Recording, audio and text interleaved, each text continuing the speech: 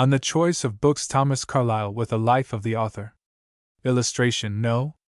5 Great Shane Row. The residence of Mr. Carlyle from 1834 until his death.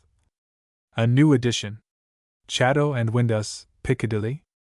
Illustration. Contents. Page Biographical Introduction 7 Address delivered to the students of Edinburgh University, April 2, 1866 125 The Moral Philosophy Chair in Edinburgh University 189 Farewell Letter to the Students 192 Bequest by Mr. Carlyle 195 Index 201. Illustration. Biographical Introduction. There comes a time in the career of every man of genius who has devoted a long life to the instruction and enlightenment of his fellow creatures, when he receives before his death all the honors paid by posterity. Thus, when a great essayist or historian lives to attain a classic and worldwide fame, his own biography becomes as interesting to the public as those he himself has written, and by which he achieved his laurels. This is almost always the case when a man of such cosmopolitan celebrity outlives the ordinary allotted period of 60 years and 10, for a younger generation has then sprung up, who only hear of his great fame, and are ignorant of the long and painful steps by which it was achieved. These remarks are peculiarly applicable in regard to the man whose career we are now to dwell on for a short time. His genius was of slow growth and development, and his fame was even more tardy in coming. But since the world some 40 years ago fairly recognized him as a great and original thinker and teacher, few men have left so indelible an impress on the public mind, or have influenced to so great a degree the most thoughtful of their contemporaries. Thomas Carlyle was born on Tuesday, December 4, 1795, at Ecclefechan, a small village in the district of Annandale, Dumfriesshire.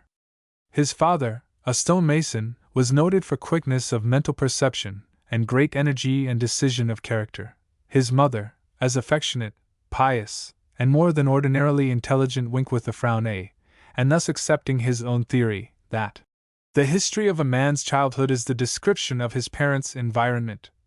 Carlyle entered upon the mystery of life under happy and enviable circumstances. After preliminary instruction, first at the parish school, and afterwards at Annan, he went, in November, 1809, and when he was 14 years old, to the University of Edinburgh. Here he remained till the summer of 1814, distinguishing himself by his devotion to mathematical studies then taught there by Professor Leslie. As a student, he was irregular in his application, but when he did set to work, it was with his whole energy. He appears to have been a great reader of general literature at this time, and the stories that are told of the books that he got through are scarcely to be credited. In the summer of 1814, on the resignation of Mr. Wall, Carlyle obtained, by competitive examination at Dumfries, the post of mathematical master at Annan Academy. Although he had, at his parents' desire, commenced his studies with a view to entering the Scottish Church, the idea of becoming a minister was growingly distasteful to him. A fellow student describes his habits at this time as lonely and contemplative, and we know from another source that his vacations were principally spent among the hills and by the rivers of his native county. In the summer of 1816 he was promoted to the post of classical and mathematical master at the Old Burgh or Grammar School at Kirkcaldy. At the new school in that town, Edward Irving, whose acquaintance Carlyle first made at Edinburgh, about Christmas, 1815, had been established since the year 1812. They were thus brought closely together, and their intimacy soon ripened into a friendship destined to become famous. At Kirkcaldy Carlyle remained over 2 years, becoming more and more convinced that neither as minister nor as schoolmaster was he to successfully fight his way up in the world. It had become clear to him that literature was his true vocation, and he would have started in the profession at once, had it been convenient for him to do so. Footnote A. James Carlyle was born in August, 1758, and died January 23, 1832. His second wife, whose maiden name was Margaret Aitken, was born in September, 1771, and died on Christmas Day, 1853. There were 9 children of this marriage, whereof 4 sons and 3 daughters, says the inscription and the tombstone in the burial ground at Ecclefechan. Survived, gratefully reverend of such a father and such a mother. He had already written several articles and essays, and a few of them had appeared in print, but they gave little promise or indication of the power he was afterwards to exhibit. During the years 1820 to 1823, he contributed a series of articles, biographical and topographical, to Brewster's Edinburgh Encyclopedia. 1 viz. Footnote 1, volumes 14 to 16. The 14th volume bears at the end the imprint Edinburgh, printed by Balfour and Clark, 1820, and the 16th volume, printed by A. Balfour and Company, Edinburgh, 1823. Most of these articles are distinguished by the initials T.C., but they are all attributed to Carlyle in the list of the authors of the principal articles, prefixed to the work on its completion. 1. Lady Mary Wortley Montagu 2. Montaigne 3. Montesquieu 4. Montfaucon 5. Dr. Moore 6. Sir John Moore 7.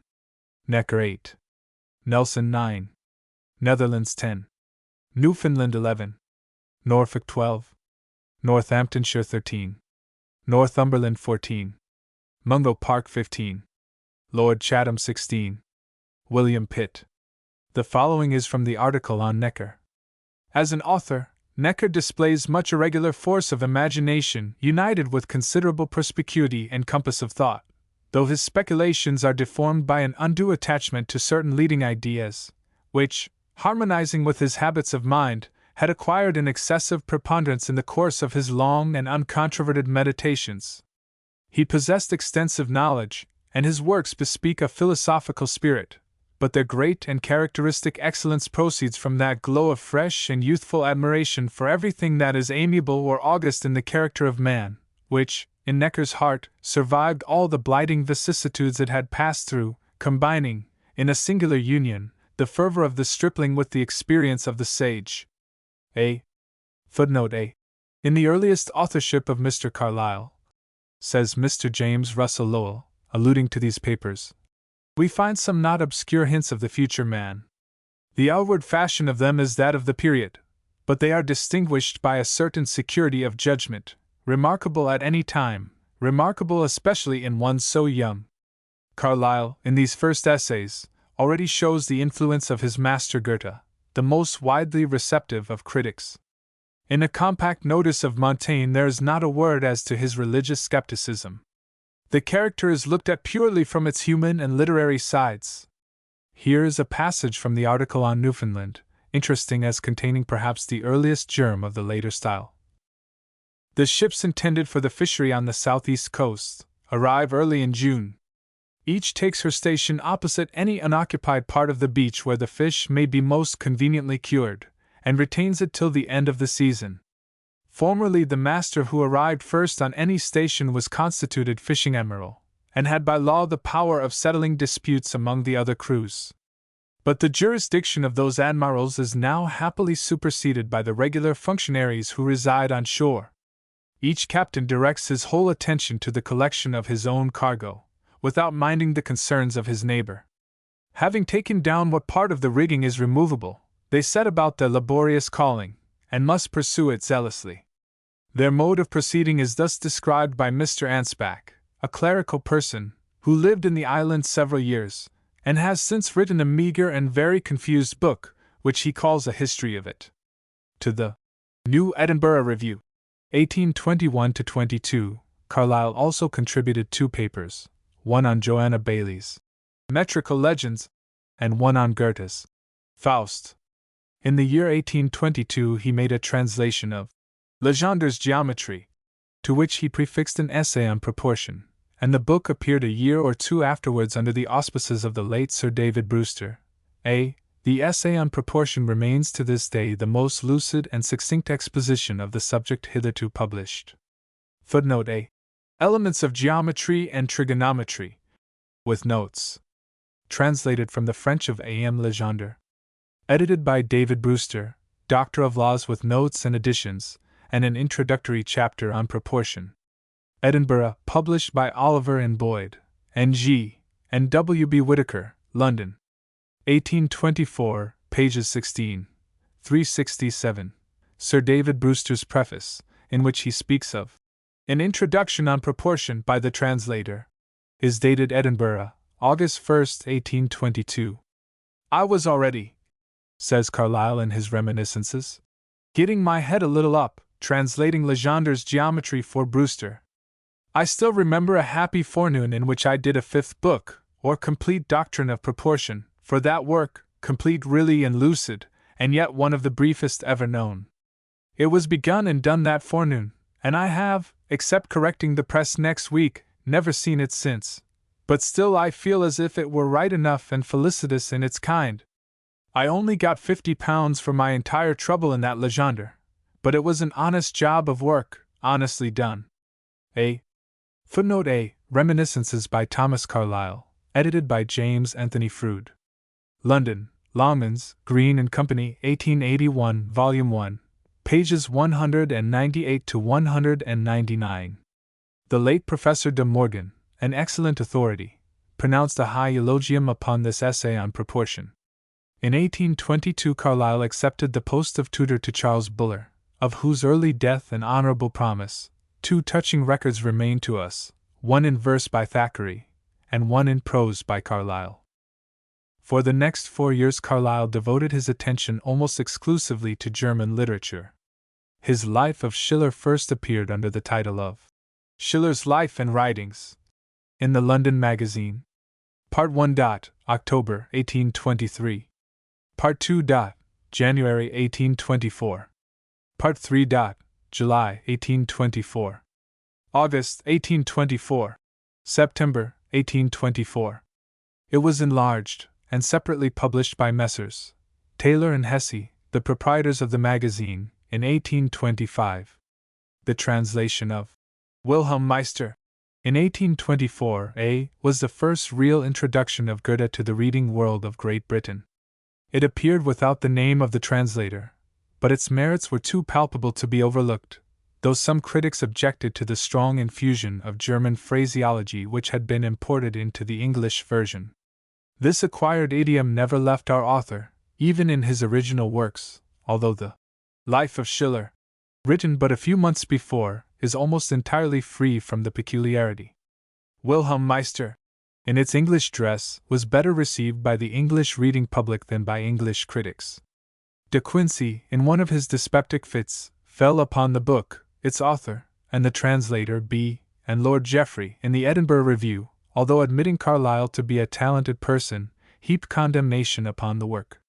Footnote A. Wilhelm Meister's Apprenticeship. 3 volumes, Edinburgh, 1824. Footnote B. Curiously enough, in the very numbers of the London Magazine, containing the later installments of Carlyle's Life of Schiller. Carlyle's next work was a series of translations, entitled German Romance, Specimens of the Chief Authors, with biographical and critical notices. 4 volumes, Edinburgh, 1827.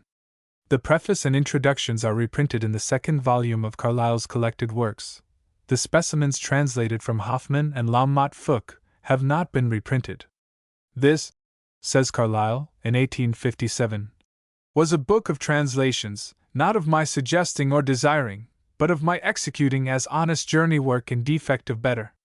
The pieces selected were the suitablest discoverable on such terms, not quite of less than no worth, I considered, any piece of them, nor, alas, of a very high worth any except one only. 4 of these lots, or quarters to the adventure, Museus's, Tieck's, Richter's, Goethe's, will be given in the final stage of this series. The rest we willingly leave, afloat or stranded, as waste driftwood, to those whom they may farther concern. It was in 1826 that Mr. Carlyle married Miss Jane Welsh, the only child of Dr. John Welsh, of Haddington, a lineal descendant of John Knox, and a lady fitted in every way to be the wife of such a man. For some time after marriage he continued to reside at Edinburgh, but in May, 1828, he took up his residence in his native county, at Craigengpwdic, a solitary farmhouse on a small estate belonging to his wife's mother, about 15 miles from Dumfries, and in one of the most secluded parts of the country. Most of his letters to Goethe were written from this place. Footnote A. Her father had been dead some 7 years when Carlyle and she were married, and the life interest of her inheritance in the farm of Kragenpudik had been made over to her mother, who survived until 1842, when it reverted to Carlyle. In one of the letters sent from Kragenpudik to Weimar, bearing the date of September 25, 1828, we have a charming picture of our author's seclusion and retired literary life at this period. You inquire with such warm interest respecting our present abode and occupations, that I feel bound to say a few words about both, while there is still room left. Dumfries is a pleasant town, containing about 15,000 inhabitants, and may be considered the center of the trade and judicial system of a district which possesses some importance in the sphere of Scottish industry. Our residence is not in the town itself, but 15 miles to the northwest, among the granite hills and the black morasses which stretch westward through Galloway, almost to the Irish Sea. In this wilderness of heath and rock, our estate stands forth a green oasis, a tract of ploughed, partly enclosed, and planted ground, where corn ripens, and trees afford a shade, although surrounded by sea-mews and rough-wooled sheep. Here, with no small effort, have we built and furnished a neat, substantial dwelling. Here, in the absence of professorial or other office, we live to cultivate literature according to our strength, and in our own peculiar way. We wish a joyful growth to the rose and flowers of our garden. We hope for health and peaceful thoughts to further our aims. The roses, indeed, are still in part to be planted, but they blossom already in anticipation. 2 ponies, which carry us everywhere, and the mountain air, are the best medicines for weak nerves. This daily exercise, to which I am much devoted, is my only recreation, for this nook of ours is the loneliest in Britain, 6 miles removed from any one likely to visit me. Here Rousseau would have been as happy as on his island of St. Pierre. My town friends, indeed, ascribe my sojourn here to a similar disposition, and forebode me no good result. But I came hither solely with the design to simplify my way of life, and to secure the independence through which I could be enabled to remain true to myself. This bit of earth is our own. Here we can live, write, and think, as best pleases ourselves, even though Zoilus himself were to be crowned the monarch of literature. Nor is the solitude of such great importance, for a stagecoach takes us speedily to Edinburgh, which we look upon as our British Weimar. And have I not, too, at this moment piled up upon the table of my little library a whole cartload of French, German, American, and English journals and periodicals, whatever may be their worth? Of antiquarian studies, too, there is no lack. From some of our heights I can descry, about a day's journey to the west, the hill where Agricola and his Romans left a camp behind them. At the foot of it I was born, and there both father and mother still live to love me. And so one must let time work. The above letter was printed by Goethe himself, in his preface to a German transition of Carlyle's Life of Schiller, published at Frankfurt in 1830. Other pleasant records of the intercourse between them exist in the shape of sundry graceful copies of verses addressed by Goethe to Mrs. Carlyle, which will be found in the collection of his poems. Carlyle had now fairly started as an original writer. From the lonely farm of Kragenpudik went forth the brilliant series of essays contributed to the Edinburgh, Westminster, and Foreign Reviews, and to Fraser's Magazine, which were not long in gaining for him a literary reputation in both hemispheres. To this lonely farm came one day in August 1833, armed with a letter of introduction, a visitor from the other side of the Atlantic, a young American, then unknown to fame, by name Ralph Waldo Emerson. The meeting of these 2 remarkable men was thus described by the younger of them, many years afterwards. I came from Glasgow to Dumfries, and being intent on delivering a letter which I had brought from Rome, inquired for Kragenpudik.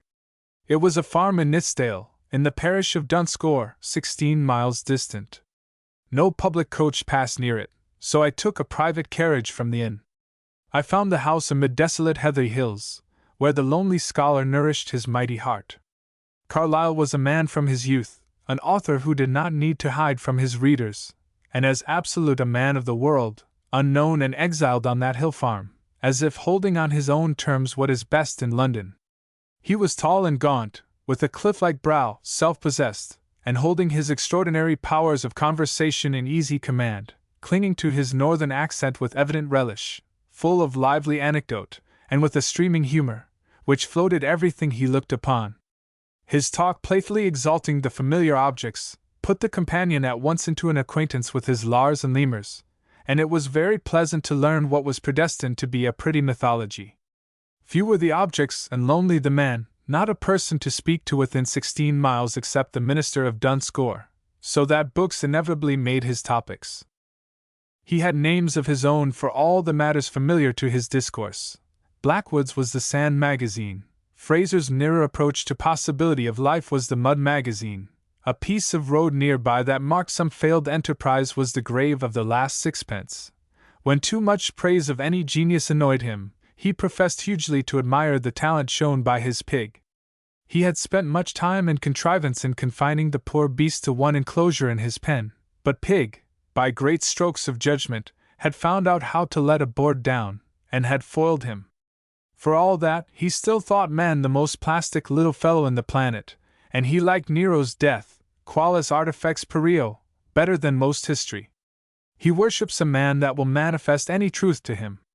At one time he had inquired and read a good deal about America. Landor's principle was mere rebellion, and that he feared was the American principle. The best thing he knew of that country was, that in it a man can have meat for his labor. He had read in Stewart's book, that when he inquired in a New York hotel for the boots, he had been shown across the street, and had found Mungo in his own house dining on roast turkey. We talked of books. Plato he does not read, and he disparaged Socrates, and when pressed, persisted in making Mirabeau a hero. Gibbon he called the splendid bridge from the old world to the new. His own reading had been multifarious. Tristram Shandy was one of his first books after Robinson Crusoe, and Robertson's America an early favorite. Rousseau's Confessions had discovered to him that he was not a dunce, and it was now 10 years since he had learned German, by the advice of a man who told him he would find in that language what he wanted. He took despairing or satirical views of literature at this moment, recounted the incredible sums paid in 1 year by the great booksellers for puffing. Hence it comes that no newspaper is trusted now, no books are bought, and the booksellers are on the eve of bankruptcy.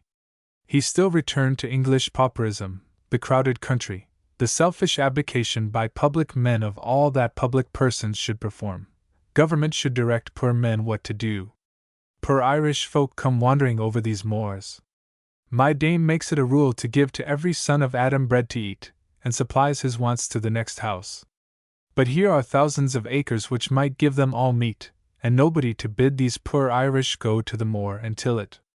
They burned the stacks, and so found a way to force the rich people to attend to them.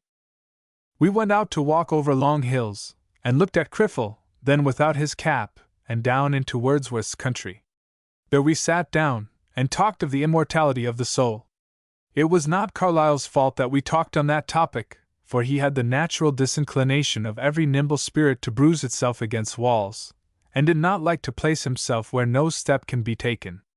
But he was honest and true, and cognizant of the subtle links that bind ages together, and saw how every event affects all the future.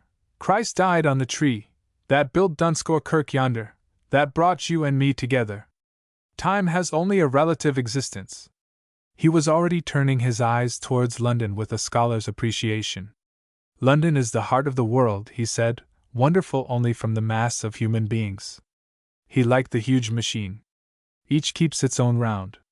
The baker's boy brings muffins to the window at a fixed hour every day, and that is all the Londoner knows, or wishes to know, on the subject. But it turned out good men.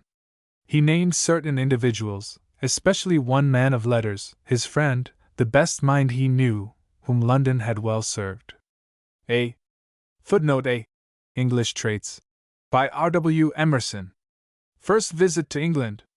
Carlyle, says Emerson, was already turning his eyes towards London, and a few months after the interview just described he did finally fix his residence there, in a quiet street in Chelsea, leading down to the riverside. Here, in an old-fashioned house, built in the reign of Queen Anne, he and his wife settled down in the early summer of 1834.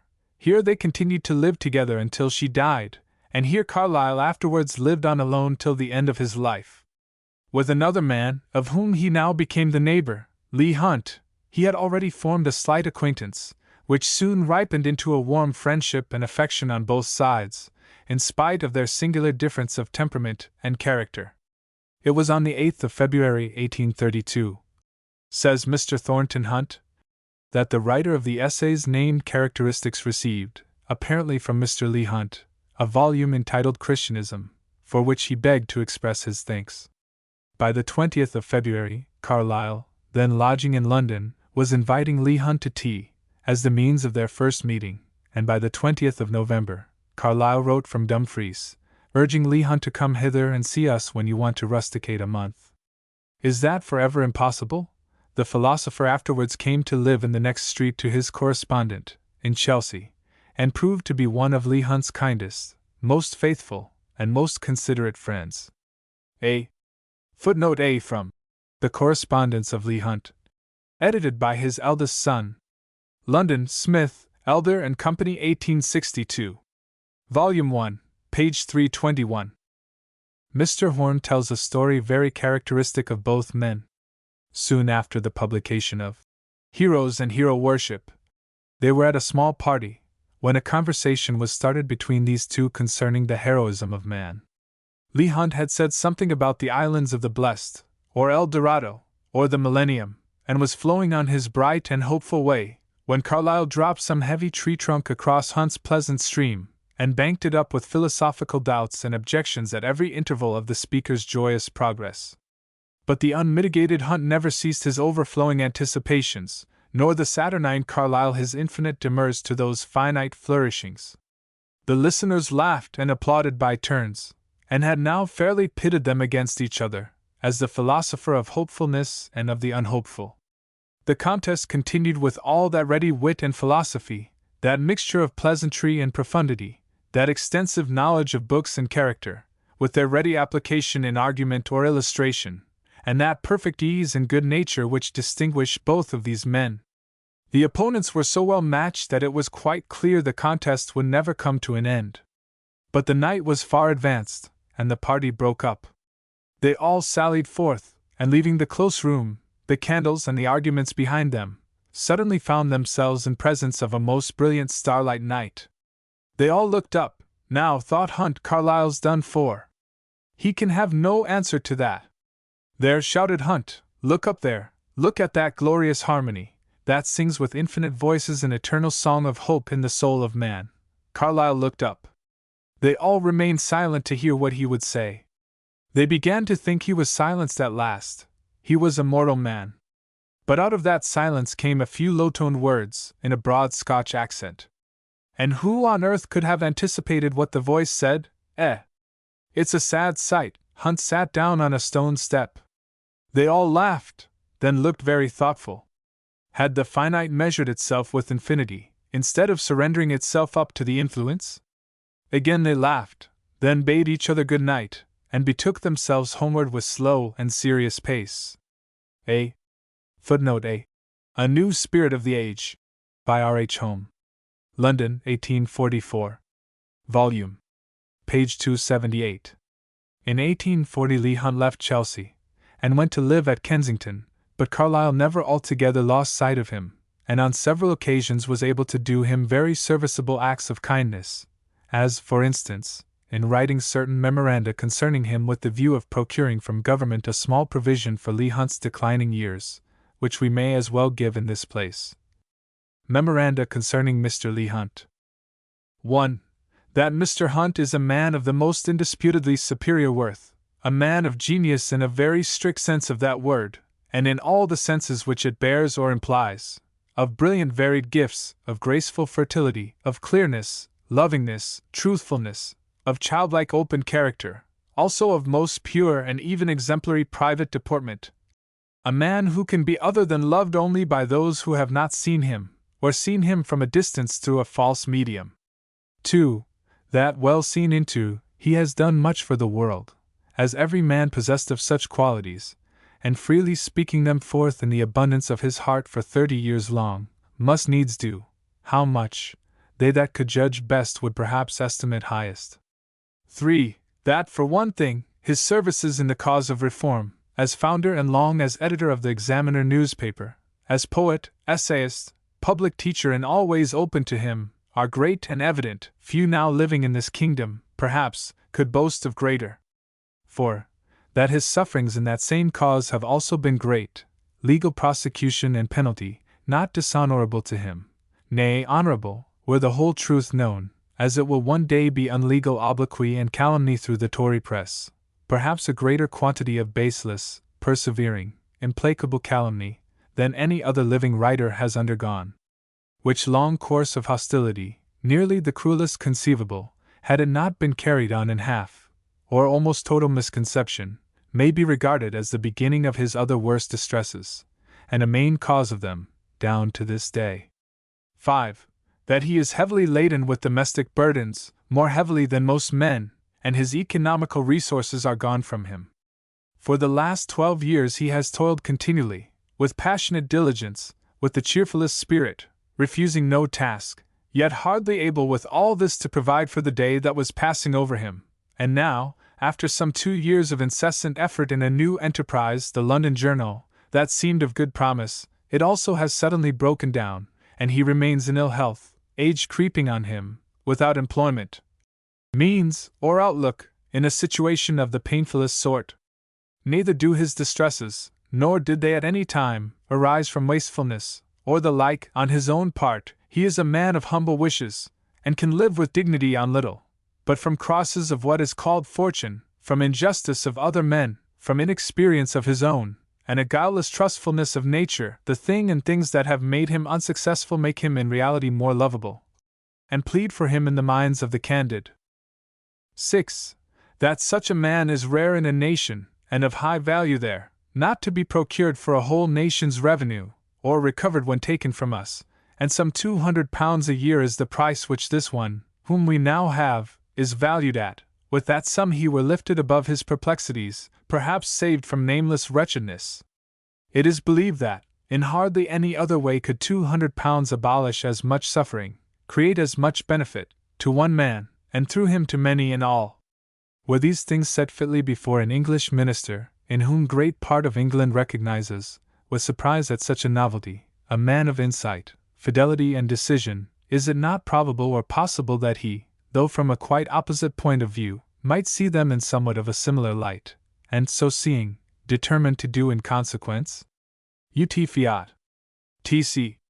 Some years later, says a writer in Macmillan's Magazine, in the mellow evening of a life that had been so stormy, Mr. Leigh Hunt himself told the story of his struggles, his victories, and his defeats, with so singularly graceful a frankness, that the most supercilious of critics could not but acknowledge that here was an autobiographer whom it was possible to like.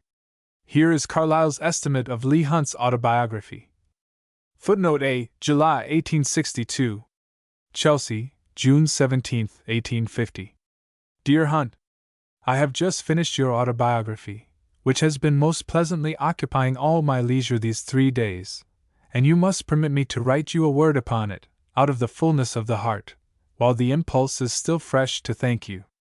This good book, in every sense one of the best I have read this long while, has awakened many old thoughts which never were extinct, or even properly asleep, but which, like so much else, have had to fall silent amid the tempests of an evil time. Heaven mend it. A word from me once more, I know, will not be unwelcome, while the world is talking of you. Well, I call this an excellent good book, by far the best of the autobiographic kind I remember to have read in the English language, and indeed, except it be Boswell's of Johnson, I do not know where we have such a picture drawn of a human life, as in these 3 volumes. A pious, ingenious, altogether human and worthy book, imaging, with graceful honesty and free felicity, many interesting objects and persons on your life path, and imaging throughout, what is best of all, a gifted, gentle, patient, and valiant human soul, as it buffets its way through the billows of the time, and will not drown though often in danger, cannot be drowned, but conquers and leaves a track of radiance behind it, that, I think, conies out more clearly to me than in any other of your books, and that, I can venture to assure you, is the best of all results to realize in a book or written record. In fact, this book has been like an exercise of devotion to me. I have not assisted at any sermon, liturgy, or litany this long while, that has had so religious an effect on me. Thanks in the name of all men. And believe, along with me, that this book will be welcome to other generations as well as to ours. And long may you live to write more books for us, and may the evening sun be softer on you, and on me, than the noon sometimes was. Adieu, dear Hunt, you must let me use this familiarity, for I am an old fellow too now, as well as you. I have often thought of coming up to see you once more, and perhaps I shall, one of these days, though horribly sick and lonely, and beset with spectral lions, go whitherward I may, but whether I do or not believe forever in my regard. And so, God bless you. Praise heartily. T. Carlyle. On the other hand, Leigh Hunt had an enthusiastic reverence for Carlyle. There are several incidental allusions to the latter, of more or less consequence, in Hunt's autobiography, but the following is the most interesting. Carlyle's paramount humanity. I believe that what Mr. Carlyle loves better than his fault-finding, with all its eloquence, is the face of any human creature that looks suffering, and loving, and sincere. And I believe further, that if the fellow creature were suffering only, and neither loving nor sincere, but had come to a pass of agony in this life which put him at the mercies of some good man for some last help and consolation towards his grave, even at the risk of loss to repute, and a sure amount of pain and vexation, that man, if the groan reached him in its forlornness, would be Thomas Carlyle. Footnote A. Autobiography of Leigh Hunt, with reminiscences of friends and contemporaries. London, 1850.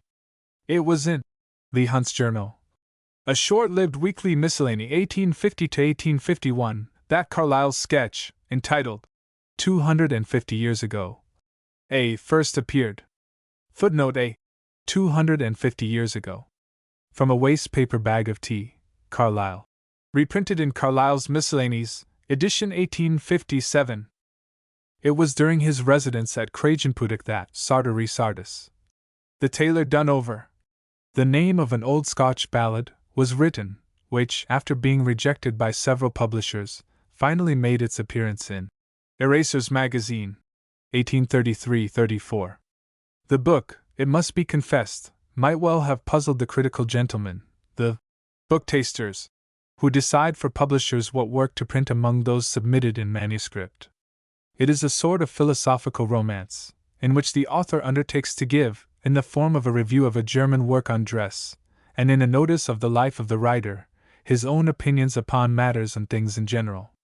The hero, Professor Teufelsdrock, Devil's Dirt, seems to be intended for a portrait of human nature as affected by the moral influence to which a cultivated mind would be exposed by the transcendental philosophy of Fichte. Mr. Carlyle works out his theory, the clothes philosophy, and finds the world false and hollow, our institutions mere worn-out rags or disguises, and that our only safety lies in flying from falsehood to truth, and becoming in harmony with the divine idea. There is much fanciful, grotesque description in Sartor, with deep thought and beautiful imagery. In this book, wrote John Sterling, we always feel that there is a mystic influence around us, bringing out into sharp homely clearness what is noblest in the remote and infinite, exalting into wonder what is commonest in the dust and toil of every day. Sartor found but few admirers. Those readers, however, were firm and enthusiastic in their applause. In 1838 the Sartor Sardis papers, already republished in the United States, were issued in a collected form here, and in 1839 to 1840 his various scattered articles in periodicals, after having similarly received the honor of republication in America, were published here, first in 4 and afterwards in 5 volumes, under the title of Miscellanies. It was in the spring of 1837 that Carlyle's first great historical work appeared. The French Revolution, Volume 1, The Bastille, Volume 2, The Constitution, Volume 3, The Guillotine. The publication of this book produced a profound impression on the public mind. A history abounding in vivid and graphic descriptions, it was at the same time a gorgeous prose epic. It is perhaps the most readable of all Carlyle's works, and indeed is one of the most remarkable books of the age. There is no other account of the French Revolution that can be compared with it for intensity of feeling and profoundness of thought. A great deal of information respecting Carlyle's manner of living and personal history during these earlier years in London may be gleaned incidentally from his Life of John Sterling, a book which, from the nature of it, is necessarily partly autobiographical. Thomas More and others met him sometimes in London society at this time. More thus briefly chronicles a breakfast at Lord Houghton's, at which Carlyle was present. May 22, 1838. Breakfasted at Milnes, and met rather a remarkable party, consisting of Savage, Landor, and Carlyle, either of whom I had ever seen before, Robinson, Rogers, and Rice. A good deal of conversation between Robinson and Carlyle about German authors, of whom I knew nothing, nor, from what they paraded of them, felt that I had lost much by my ignorance. Footnote A. Diary of Thomas More. London. 1856. Volume 7, page 224. In 1835, after the publication of Sartor Resartus, Carlyle received an invitation from some American admirers of his writings to visit their country, and he contemplated doing so, but his labors in examining and collecting materials for his great work on the French Revolution, then hastening towards completion, prevented him. We may say that, for many reasons, it is to be regretted that this design was never carried into execution. Had Carlyle witnessed with his own eyes the admirable working of democratic institutions in the United States, he might have done more justice to our transatlantic brethren, who were always his first and foremost admirers, and he might also have acquired more faith in the future destinies of his own countrymen.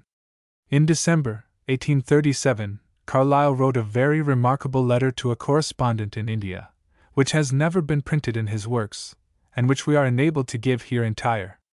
It is addressed to Major David Lester Richardson, in acknowledgment of his Literary Leaves or Prose and Verse, published at Calcutta in 1836. These Literary Leaves contain among other things an article on the Italian opera, taking much the same view of it as Carlyle does, and a sketch of Edward Irving. These papers no doubt pleased Carlyle, and perhaps led him to entertain a rather exaggeratedly high opinion of the rest of the book. Thomas Carlyle to David Lester Richardson. 5 Cheyne Row, Chelsea, London. December 19, 1837.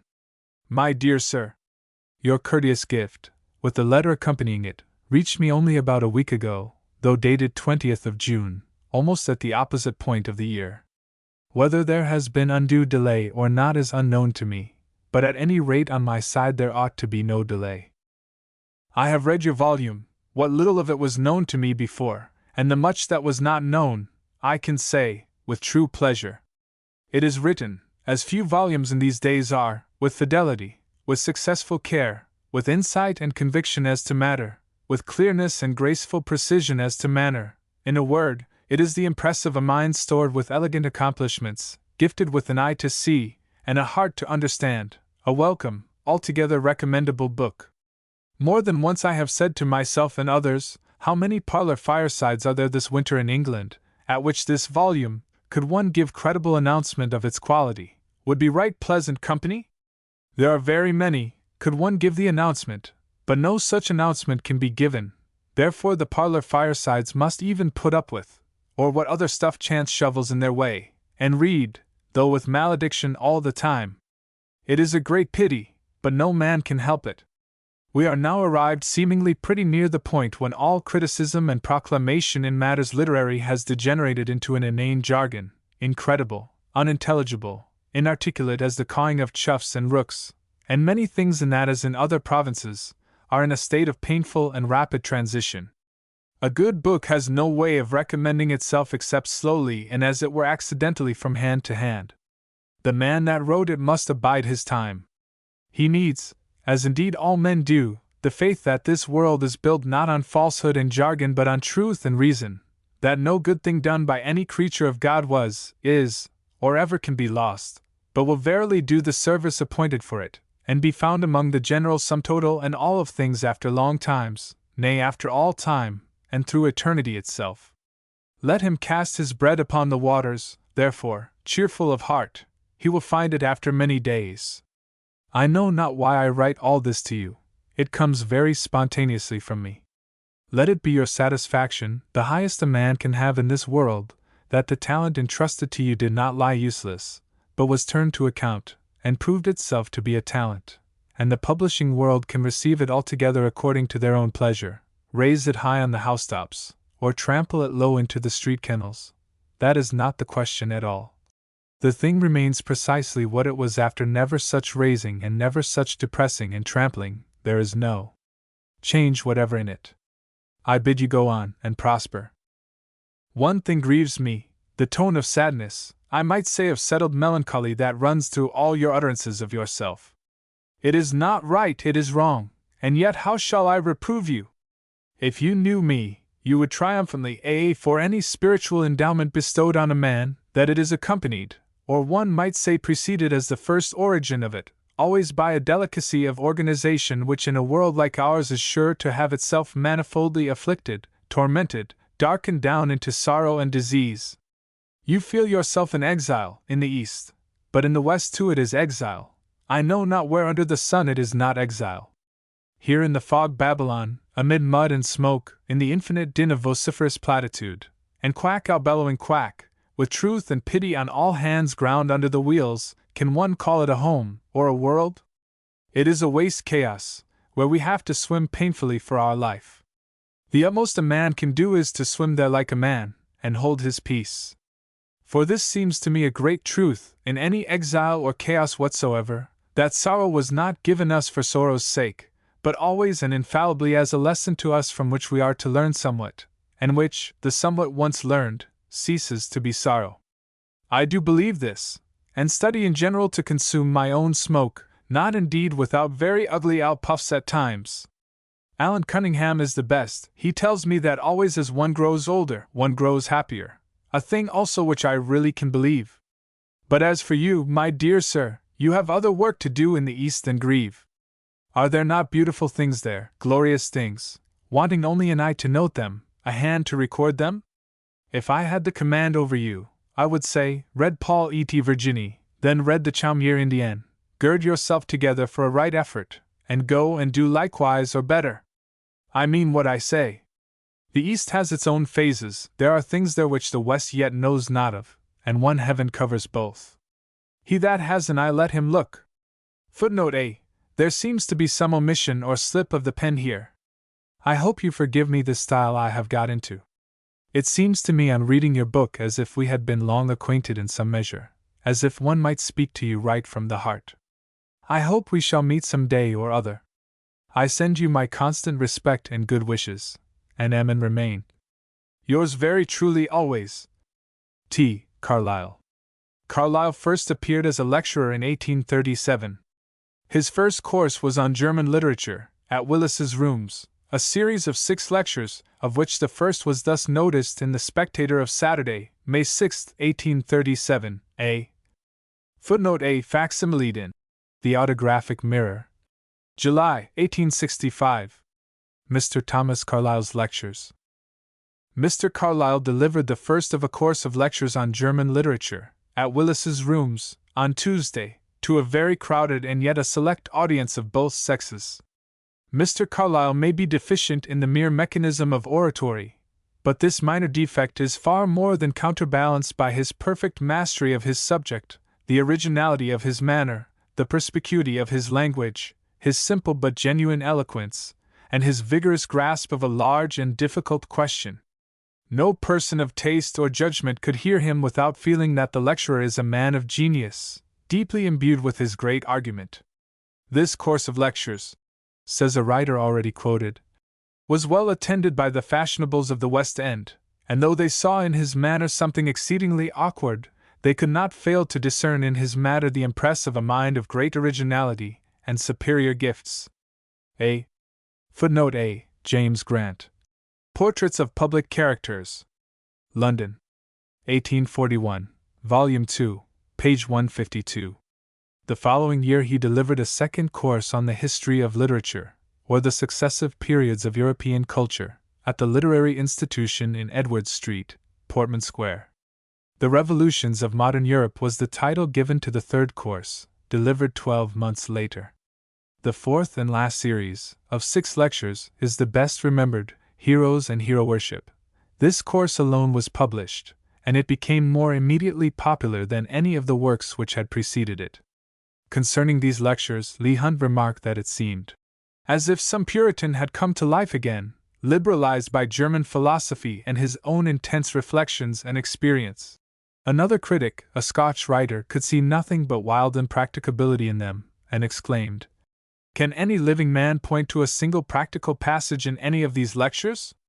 If not, what is the real value of Mr. Carlyle's teachings? What is Mr. Carlyle himself but a phantasm?" The vein of Puritanism running through his writings, composed upon the model of the German school, impressed many critics with the belief that their author, although full of fire and energy, was perplexed and embarrassed with his own speculations. Concerning this Puritan element in his reflections, Mr. James Hannay remarks, "That earnestness, that grim humor, that queer, half-sarcastic, half-sympathetic fun, is quite Scotch. It appears in Knox and Buchanan, and it appears in Burns.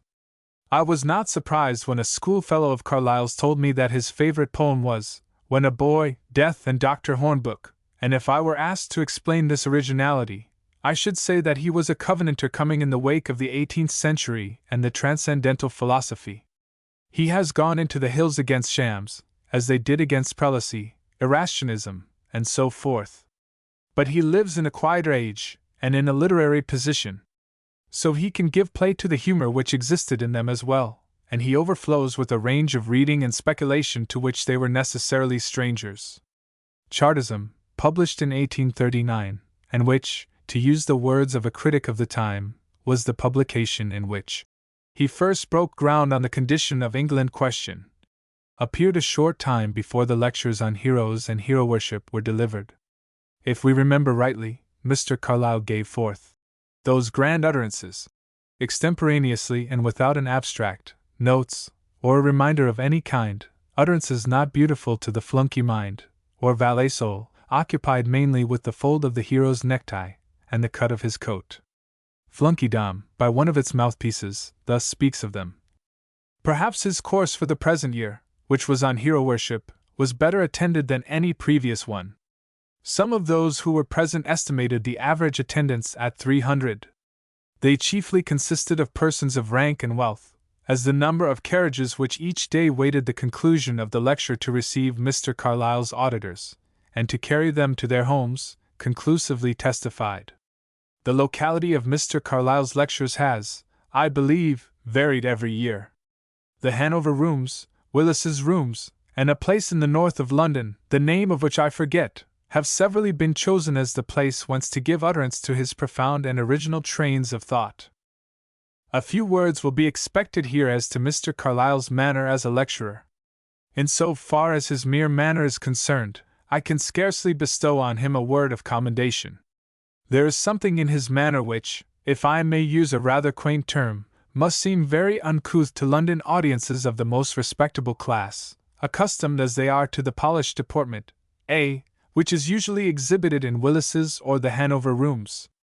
When he enters the room, and proceeds to the sort of rostrum whence he delivers his lectures, he is, according to the usual practice in such cases, generally received with applause. But he very rarely takes any more notice of the mark of approbation thus bestowed upon him, than if he were altogether unconscious of it. And the same seeming want of respect for his audience, or, at any rate, the same disregard for what I believe he considers the troublesome forms of politeness, is visible at the commencement of his lecture. Having ascended his desk, he gives a hearty rub to his hands, and plunges at once into his subject. He reads very closely, which, indeed, must be expected, considering the nature of the topics which he undertakes to discuss. He is not prodigal of gesture with his arms or body, but there is something in his eye and countenance which indicates great earnestness of purpose, and the most intense interest in his subject. You can almost fancy, in some of his more enthusiastic and energetic moments, that you see his inmost soul in his face. At times, indeed very often, he so unnaturally distorts his features, as to give to his countenance a very unpleasant expression. On such occasions you would imagine that he was suddenly seized with some violent paroxysms of pain. He is one of the most ungraceful speakers I have ever heard address a public assemblage of persons. In addition to the awkwardness of his general manner, he makes mouths, which would of themselves be sufficient to mar the agreeableness of his delivery. And his manner of speaking, and the ungracefulness of his gesticulation, are greatly aggravated by his strong Scotch accent. Even to the generality of Scotchmen his pronunciation is harsh in no ordinary degree. Need I say, then, what it must be to an English ear? Footnote A. Shade of Mr. Turveydrop Sr., hear this man! I was present some months ago, during the delivery of a speech by Mr. Carlyle at a meeting held in the Freemasons' Tavern, for the purpose of forming a metropolitan library, and though that speech did not occupy in its delivery more than 5 minutes, he made use of some of the most extraordinary phraseology I ever heard employed by a human being. He made use of the expression "this London," which he pronounced "this Lundun" 4 or 5 times, a phrase which grated grievously on the ears even of those of Mr. Carlyle's own countrymen who were present, and which must have sounded doubly harsh in the ears of an Englishman, considering the singularly broad Scotch accent with which he spoke. A good deal of uncertainty exists as to Mr. Carlyle's religious opinions. I have heard him represented as a firm and entire believer in revelation, and I have heard it affirmed with equal confidence that he is a decided deist. My own impression is, N.C.A. Footnote A. Portraits of Public Characters, by the author of Random Recollections of the Lords and Commons, Volume 2, pages 152 to 158. In 1841 Carlyle superintended the publication of the English edition of his friend Emerson's Essays, B, to which he prefixed a characteristic preface of some length. Footnote B. Essays, by R.W. Emerson of Concord, Massachusetts. With preface by Thomas Carlyle. London, James Fraser, 1841. The name of Ralph Waldo Emerson, he writes, is not entirely new in England. Distinguished travelers bring us tidings of such a man. Fractions of his writings have found their way into the hands of the curious here. Fitful hints that there is, in New England, some spiritual notability called Emerson, glide through reviews and magazines. Whether these hints were true or not true, readers are now to judge for themselves a little better. Emerson's writings and speakings amount to something, and yet hitherto, as seems to me, this Emerson is perhaps far less notable for what he has spoken or done, than for the many things he has not spoken and has forborne to do. With uncommon interest I have learned that this, and in such a never-resting, locomotive country too, is one of those rare men who have withal the invaluable talent of sitting still. That an educated man, of good gifts and opportunities, after looking at the public arena, and even trying, not with ill success, what its tasks and its prizes might amount to, should retire for long years into rustic obscurity, and amid the all-pervading jingle of dollars and loud chaffering of ambitions and promotions, should quietly, with cheerful deliberateness, sit down to spend his life not in mammon worship, or the hunt for reputation, influence, place, or any outward advantage. Whatsoever, this, when we get a notice of it, is a thing really worth noting. In 1843, Past and Present, appeared, a work without the wild power which Sartori Sardis possessed over the feelings of the reader, but containing passages which look the same way, and breathe the same spirit. The book contrasts, in a historico-philosophical spirit, English society in the Middle Ages, with English society in our own day. In both this and the preceding work the great measures advised for the amelioration of the people are education and emigration. Another very admirable letter, addressed by Mr. Carlyle in 1843 to a young man who had written to him desiring his advice as to a proper choice of reading, and it would appear also, as to his conduct in general, we shall here bring forth from its hiding place in an old Scottish newspaper of a quarter of a century ago. Dear Sir, some time ago your letter was delivered me. I take literally the first free half-hour I have had since to write you a word of answer.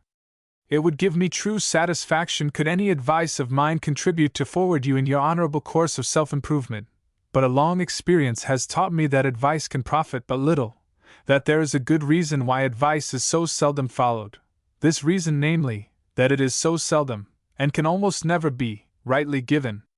No man knows the state of another. It is always to some more or less imaginary man that the wisest and most honest adviser is speaking.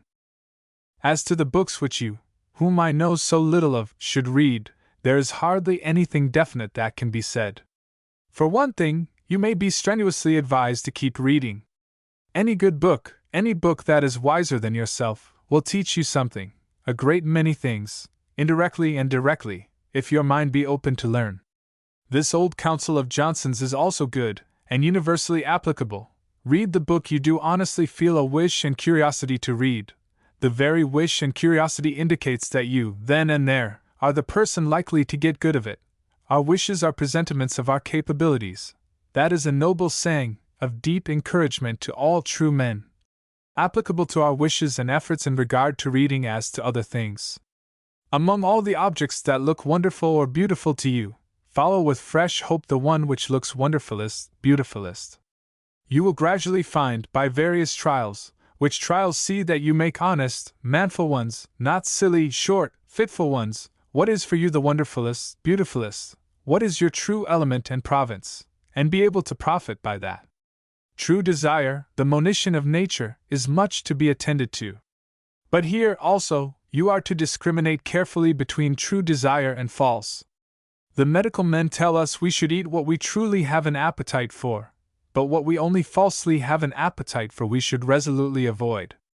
It is very true, and flimsy, desultory readers, who fly from foolish book to foolish book, and get good of none, and mischief of all, are not these as foolish, unhealthy eaters, who mistake their superficial false desire after spiceries and confectionaries for their real appetite, of which even they are not destitute, though it lies far deeper, far quieter, after solid nutritive food? With these illustrations I will recommend Johnson's advice to you. Another thing, and only one other, I will say.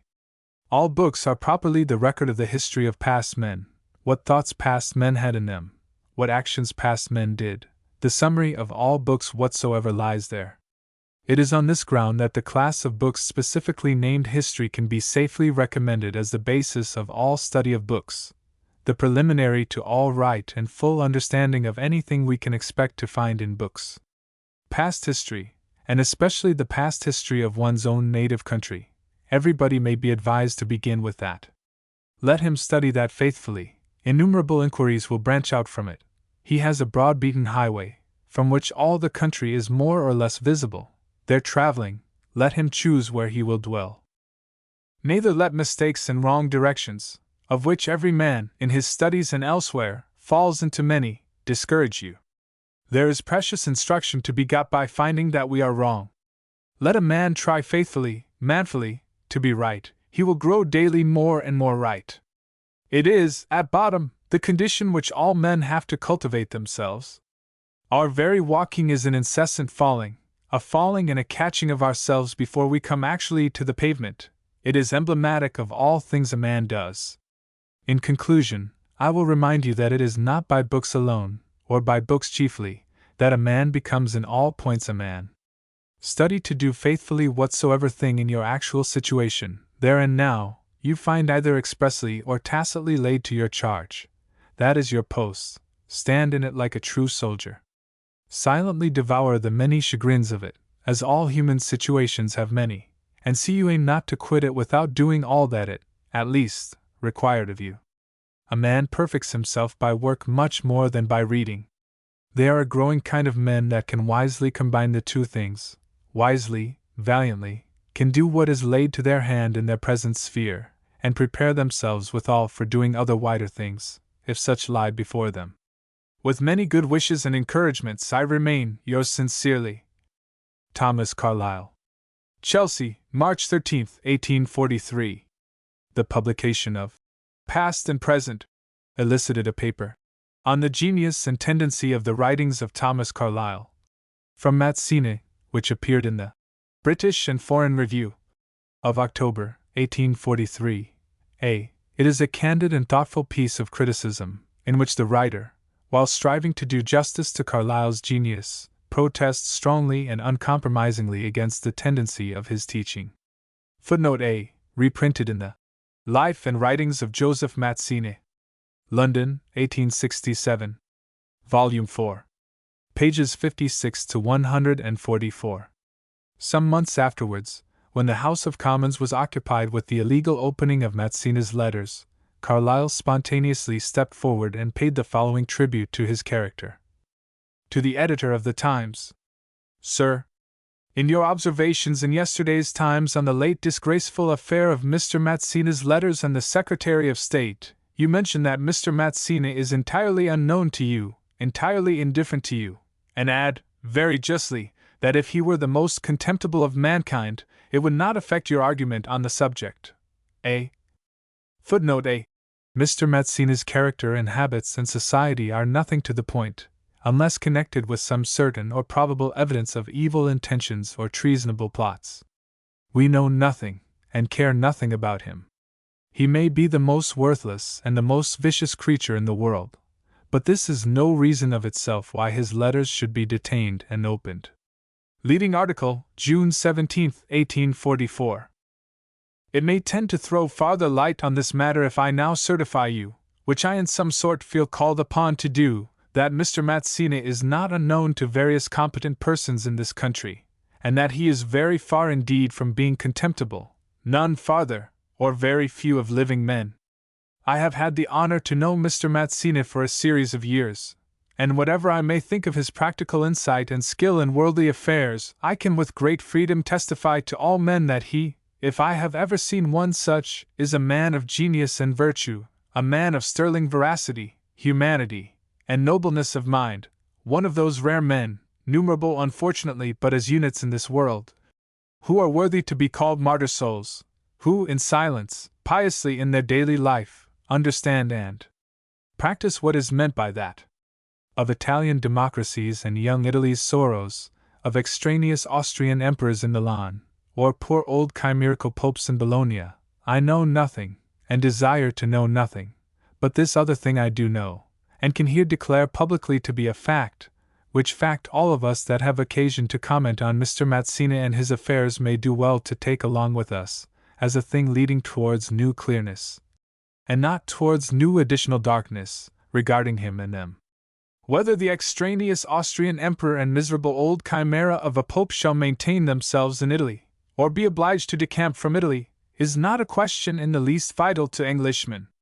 But it is a question vital to us that sealed letters in an English post office be, as we all fancied they were, respected as things sacred, that opening of men's letters, a practice near of kin to picking men's pockets, and to other still viler and far fataler forms of scoundrelism be not resorted to in England, except in cases of the very last extremity.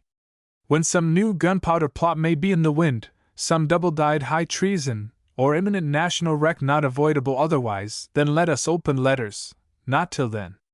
To all Austrian Kaisers and such like, in their time of trouble, let us answer, as our fathers from of old have answered, not by such means as help here for you.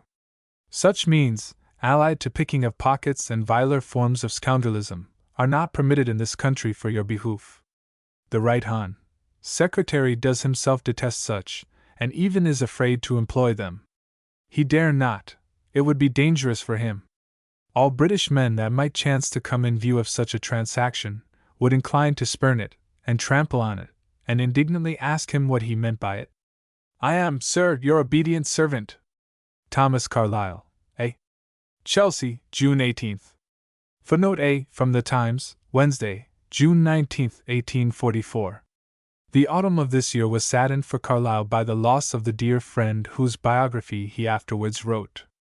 On the 18th of September 1844, after a short career of melancholy promise, only half fulfilled, John Sterling died, in his 39th year.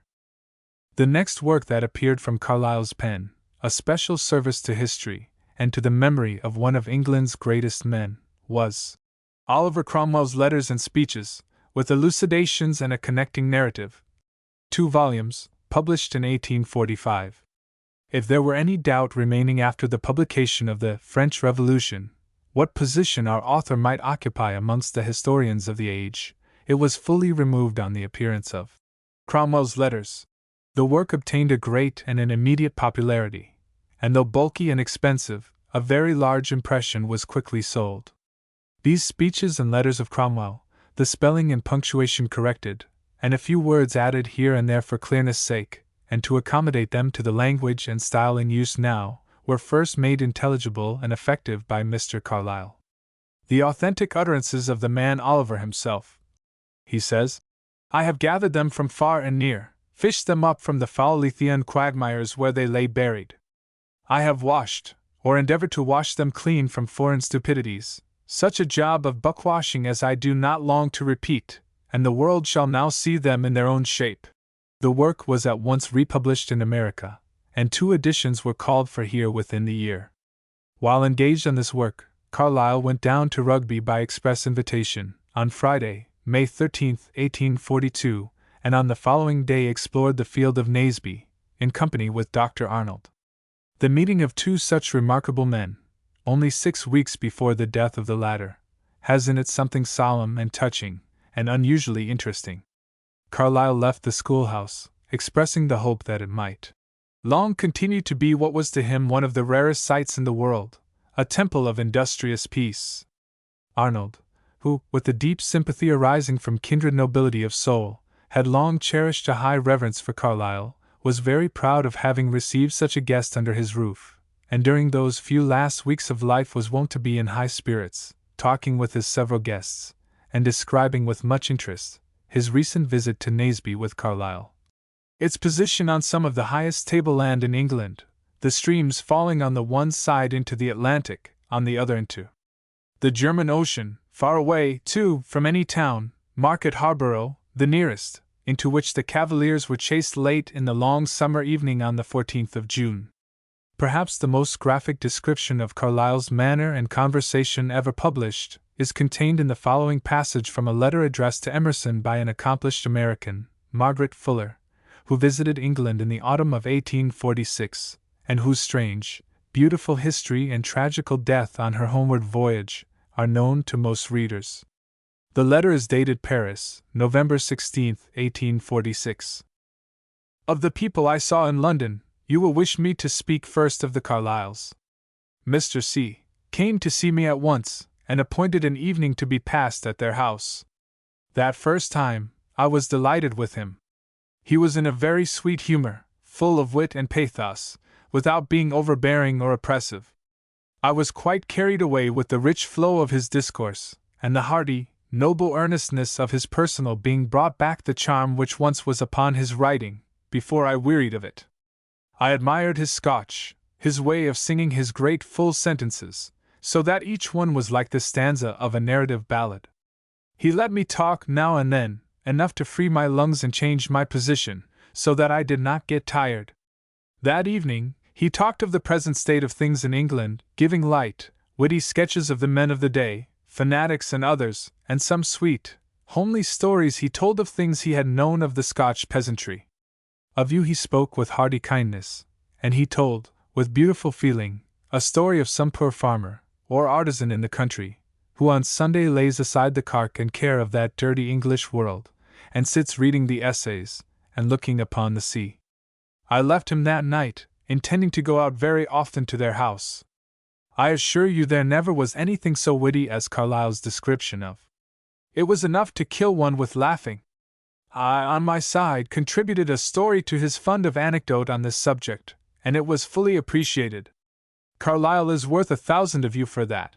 He is not ashamed to laugh when he is amused, but goes on in a cordial, human fashion." The second time Mr. C. had a dinner party, at which was a witty, French, flippant sort of man, author of a history of philosophy, and now writing a life of Goethe, a task for which he must be as unfit as irreligion and sparkling shallowness can make him.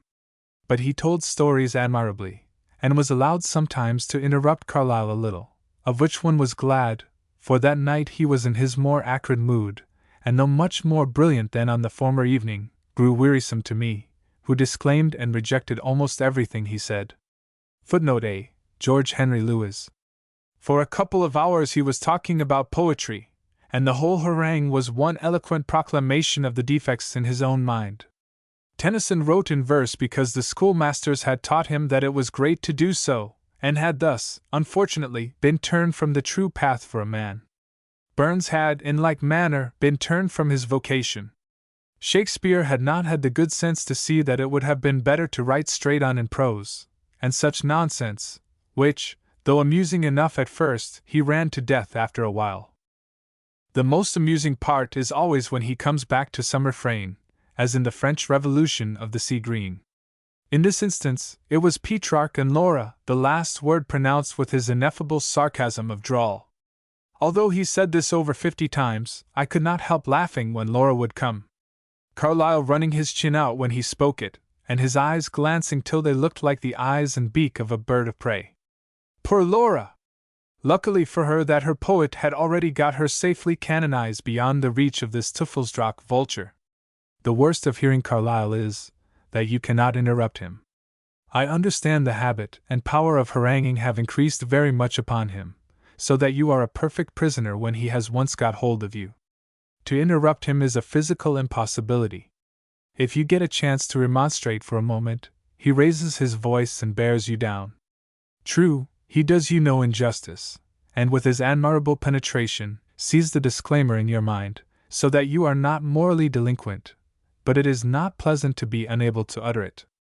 The latter part of the evening, however, he paid us for this by a series of sketches, in his finest style of railing and raillery, of modern French literature, not one of them, perhaps, perfectly just, but all drawn with the finest, boldest strokes, and from his point of view masterly.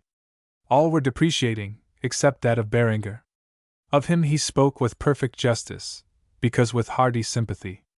I had, afterward, some talk with Mrs. C., whom hitherto I had only seen, for who can speak while her husband is there? I like her very much. She is full of grace, sweetness, and talent. Her eyes are sad and charming. After this, they went to stay at Lord Ashburton's, and I only saw them once more, when they came to pass an evening with us. Unluckily, Mazzini was with us, whose society, when he was there alone, I enjoyed more than any. He is a beauteous and pure music, also, he is a dear friend of Mrs. C., but his being there gave the conversation a turn to progress and ideal subjects, and C. was fluent in invectives on all our rosewater imbecilities. We all felt distant from him, and Mazzini, after some vain efforts to remonstrate, became very sad. Mrs. C. said to me, "These are but opinions to Carlyle, but to Mazzini, who has given his all, and helped bring his friends to the scaffold, in pursuit of such subjects, it is a matter of life and death." All Carlyle's talk, that evening, was a defense of mere force, success the test of right. If people would not behave well, put collars round their necks, find a hero, and let them be his slaves, and see. It was very titanic, and anti-celestial. I wish the last evening had been more melodious. However, I bid Carlyle farewell with feelings of the warmest friendship and admiration. We cannot feel otherwise to a great and noble nature, whether it harmonize with our own or not. I never appreciated the work he has done for his age till I saw England. I could not. You must stand in the shadow of that mountain of shams, to know how hard it is to cast light across it. Honor to Carlyle. Hoc. Although, in the wine with which we drink this health, I, for one, must mingle the despised rosewater.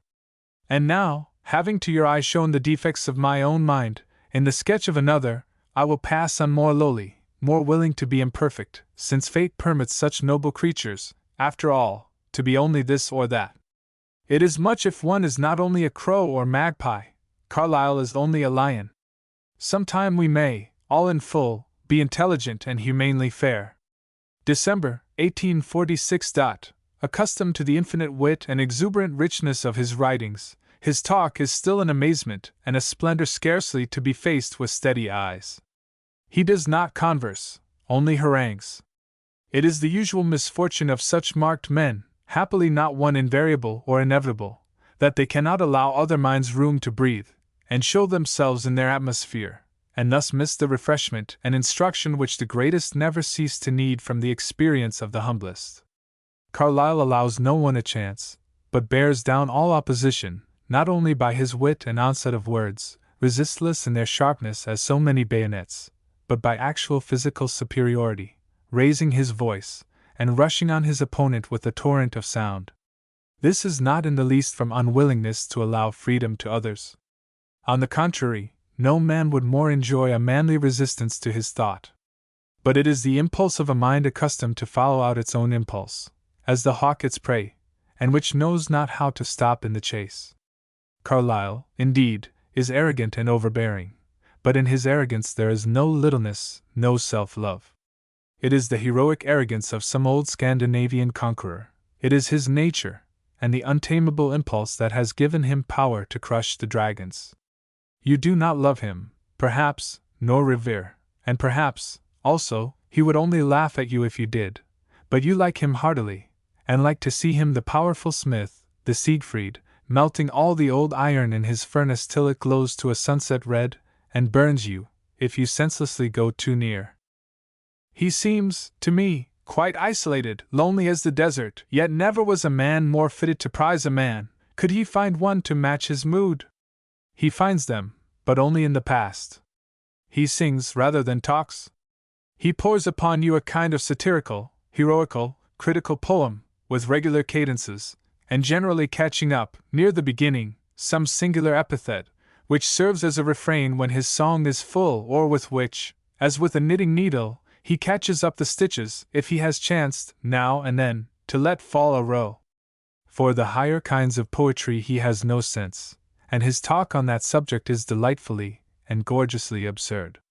He sometimes stops a minute to laugh at it himself, then begins anew with fresh vigor, for all the spirits he is driving before him seem to him as fata morganas, ugly masks, in fact, if he can but make them turn about, but he laughs that they seem to others such dainty Ariels. His talk, like his books, is full of pictures, his critical strokes masterly. Allow for his point of view, and his survey is admirable. He is a large subject. I cannot speak more or wisely of him now, nor needs it. His works are true, to blame and praise him, the Siegfried of England, great and powerful, if not quite invulnerable, and of a might rather to destroy evil than legislate for good. Footnote A. Memoirs of Margaret Fuller Ossoli. Boston, 1852. Volume 3, pages 96 to 104. In 1848, Mr. Carlyle contributed a series of articles to the Examiner and Spectator, principally on Irish affairs, which, as he has never yet seen fit to reprint them in his miscellanies, are apparently quite unknown to the general public. With the exception of the last, they may be considered as a sort of alarum note, sounded to herald the approach of the latter-day pamphlets, which appeared shortly afterwards. The following is a list of these newspaper articles. In the Examiner, 1848. March 4th. Louis Philippe. April 29th. Repeal of the Union. May 13th. Legislation for Ireland. In the Spectator, 1848. May 13th.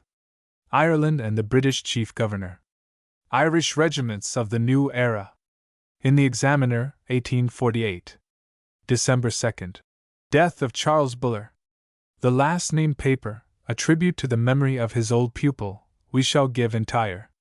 Another man of genius, now also gone to his rest, sang sorrowfully on the same occasion.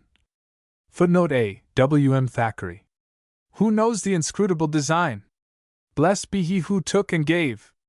Why should your mother, Charles, not mine, be weeping at her darling's grave? We bow to heaven that willed it so, that darkly rules the fate of all, that sends the respite or the blow, that's free to give, or to recall. Carlyle's paper reads like a solemn and touching funeral oration to the uncovered mourners as they stand round the grave before it is closed. A very beautiful soul has suddenly been summoned from among us. One of the clearest intellects, and most aerial activities in England, has unexpectedly been called away. Charles Buller died on Wednesday morning last, without previous sickness, reckoned of importance, till a day or two before. An event of unmixed sadness, which has created a just sorrow, private and public. The light of many a social circle is dimmer henceforth, and will miss long a presence which was always gladdening and beneficent, in the coming storms of political trouble, which heap themselves more and more in ominous clouds on our horizon. One radiant element is to be wanting now. Mr. Buller was in his 43rd year, and had sat in Parliament some 20 of those. A man long kept under by the peculiarities of his endowment and position, but rising rapidly into importance of late years, beginning to reap the fruits of long patience, and to see an ever wider field open round him. He was what in party language is called a reformer, from his earliest youth, and never swerved from that faith, nor could swerve.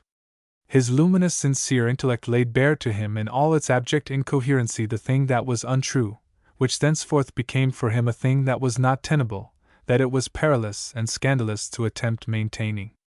20 years in the dreary, weltering lake of parliamentary confusion, with its disappointments and bewilderments, had not quenched this tendency, in which, as we say, he persevered as by a law of nature itself, for the essence of his mind was clearness, healthy purity, incompatibility with fraud in any of its forms. What he accomplished, therefore, whether great or little, was all to be added to the sum of good, none of it to be deducted. There shone mildly in his whole conduct a beautiful veracity, as if it were unconscious of itself, a perfect spontaneous absence of all cant, hypocrisy, and hollow pretense, not in word and act only, but in thought and instinct. To a singular extent it can be said of him that he was a spontaneous, clear man. Very gentle, too, though full of fire, simple, brave, graceful. What he did, and what he said, came from him as light from a luminous body, and had thus always in it a high and rare merit, which any of the more discerning could appreciate fully. To many, for a long while, Mr. Buller passed merely for a man of wit, and certainly his beautiful natural gaiety of character, which by no means meant levity, was commonly thought to mean it, and did for many years hinder the recognition of his intrinsic higher qualities. Slowly it began to be discovered that, under all this many-colored radiancy and coruscation, there burned a most steady light, a sound, penetrating intellect, full of adroit resources, and loyal by nature itself to all that was methodic, manful, true, in brief, a mildly resolute, chivalrous, and gallant character, capable of doing much serious service. A man of wit he indisputably was, whatever more amongst the wittiest of men.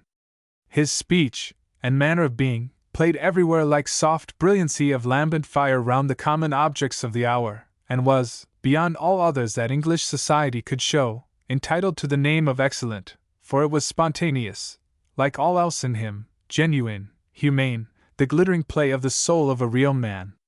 To hear him, the most serious of men might think within himself, how beautiful is human gaiety too, alone of wits. Buller never made wit. He could be silent, or grave enough, where better was going, often rather liked to be silent if permissible, and always was so where needful. His wit, moreover, was ever the ally of wisdom, not of folly, or unkindness, or injustice. No soul was ever hurt by it. Never, we believe, never, did his wit offend justly any man, and often have we seen his ready resource relieve one ready to be offended, and light up a pausing circle all into harmony again. In truth, it was beautiful to see such clear, almost childlike simplicity of heart coexisting with the finished dexterities, and long experiences, of a man of the world. Honor to human worth, in whatever form we find it. This man was true to his friends, true to his convictions, and true without effort, as the magnet is to the north.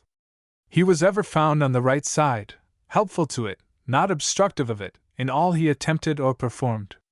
Weak health, a faculty indeed brilliant, clear, prompt, not deficient in depth either, or in any kind of active valor, but wanting the stern energy that could long endure to continue in the deep, and the chaotic, new, and painfully incondite. This marked out for him his limits, which, perhaps with regrets enough, his natural veracity and practicality would lead him quietly to admit and stand by.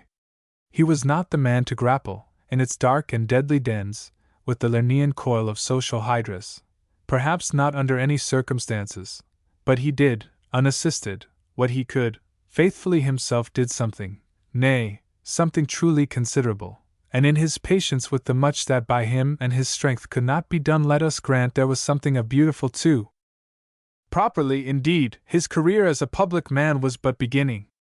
In the office he last held, much was silently expected of him. He himself, too, recognized well what a fearful and immense question this of pauperism is, with what ominous rapidity the demand for solution of it is pressing on, and how little the world generally is yet aware what methods and principles, new, strange, and altogether contradictory to the shallow maxims and idle philosophies current at present, would be needed for dealing with it.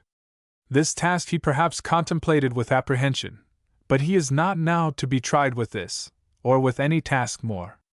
He has fallen, at this point of the march, an honorable soldier, and has left us here to fight along without him. Be his memory dear and honorable to us, as that of one so worthy ought. What in him was true and valiant endures forevermore, beyond all memory or record. His light, airy brilliancy has suddenly become solemn, fixed in the earnest stillness of eternity. There shall we also, and our little works, all shortly be. In 1850 appeared the Latter-day Pamphlets, essays suggested by the convulsions of 1848, in which, more than in any previous publication, the author spoke out in the character of a social and political censor of his own age. He seemed to be the worshipper of mere brute force, the advocate of all harsh, coercive measures. Model prisons and schools for the reform of criminals, poor laws, churches as at present constituted, the aristocracy, parliament, and other institutions, were assailed and ridiculed in unmeasured terms, and generally, the English public was set down as composed of sham heroes, and a valet or flunky world. From their very nature as stern denunciations of what the author considered contemporary fallacies, wrongs, and hypocrisies, these pamphlets produced a storm of critical indignation against him. The Life of John Sterling was published in the following year, and Carlyle then began that long spell of work, the History of Frederick the Great, which extended over 13 years, the last, and perhaps the greatest, monument of his genius. In 1856, when we may suppose his mind to be full of the details of battles, and overflowing with military tactics, he received from Sir W. Napier his History of the Administration of Sind, and wrote the following letter to the author. Thomas Carlyle to Sir William Napier. Chelsea, May 12, 1856. Dear Sir, I have read with attention, and with many feelings and reflections, your record of Sir C. Napier's administration of Sind. You must permit me to thank you, in the name of Britain at large, for writing such a book, and in my own poor name to acknowledge the great compliment and kindness implied in sending me a copy for myself. It is a book which every living Englishman would be the better for reading, for studying diligently till he saw into it, till he recognized and believed the high and tragic phenomenon set forth there. A book which may be called profitable in the old Scripture sense, profitable for reproof, for correction and admonition, for great sorrow, yet for building up in righteousness too, in heroic, manful endeavor to do well, and not ill, in one's time and place. One feels it a kind of possession to know that one has had such a fellow citizen and contemporary in these evil days. The fine and noble qualities of the man are very recognizable to me. His subtle, piercing intellect turned all to the practical, giving him just insight into men and into things. His inexhaustible adroit contrivances, his fiery valor, sharp promptitude to seize the good moment that will not return. A lynx-eyed, fiery man, with the spirit of an old knight in him, more of a hero than any modern I have seen for a long time. A singular veracity one finds in him, not in his words alone, which, however, I like much for their fine rough naivete, but in his actions, judgments, aims, in all that he thinks and does and says, which, indeed, I have observed is the root of all greatness or real worth in human creatures, and properly the first, and also the rarest, attribute of what we call genius among men. The path of such a man through the foul jungle of this world, the struggle of heaven's inspiration against the terrestrial fooleries, cupidities, and cowardices, cannot be other than tragical. But the man does tear out a bit of way for himself too, strives towards the good goal, inflexibly persistent till his long rest come. The man does leave his mark behind him, ineffaceable, beneficent to all good men, maleficent to none. And we must not complain. The British nation of this time, in India or elsewhere, God knows no nation ever had more need of such men, in every region of its affairs. But also perhaps no nation ever had a much worse chance to get hold of them, to recognize and loyally second them, even when they are there. Anarchic stupidity is wide as the night, victorious wisdom is but as a lamp in it shining here and there. Contrast a Napier even in Sind with, for example, a Lally at Pondicherry or on the Place de Grève, one has to admit that it is the common lot, that it might have been far worse. There is great talent in this book apart from its subject. The narrative moves on with strong, weighty step, like a marching phalanx, with the gleam of clear steel in it, shears down the opponent objects and tramples them out of sight in a very potent manner. The writer, it is evident, had in him a lively, glowing image, complete in all its parts, of the transaction to be told, and that is his grand secret of giving the reader so lively a conception of it. I was surprised to find how much I had carried away with me, even of the Hill campaign and of Truckee itself, though without a map the attempt to understand such a thing seemed to me desperate at first. With many thanks, and gratified to have made this reflex acquaintance, which, if it should ever chance to become a direct one, might gratify me still more, I remain always yours sincerely, T. Carlyle. A. Footnote A. Life of General Sir William Napier, K.C.B. Edited by H. A. Bruce, M.P. London, Murray, 1864. Volume 2. Pages 312 to 314.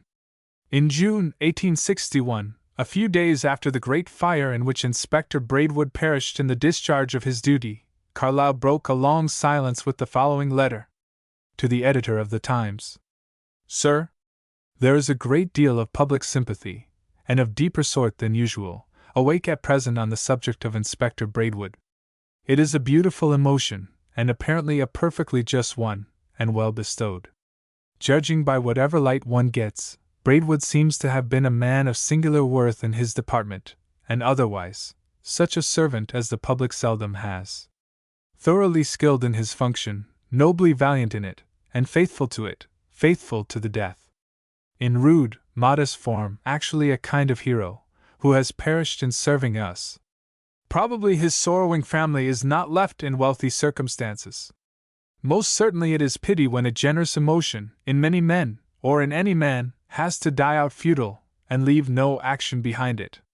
The question, therefore, suggests itself, should not there be a Braidwood testimonial, the proper parties undertaking it, in a modest, serious manner, the public silently testifying, to such extent, at least, what worth its emotion has?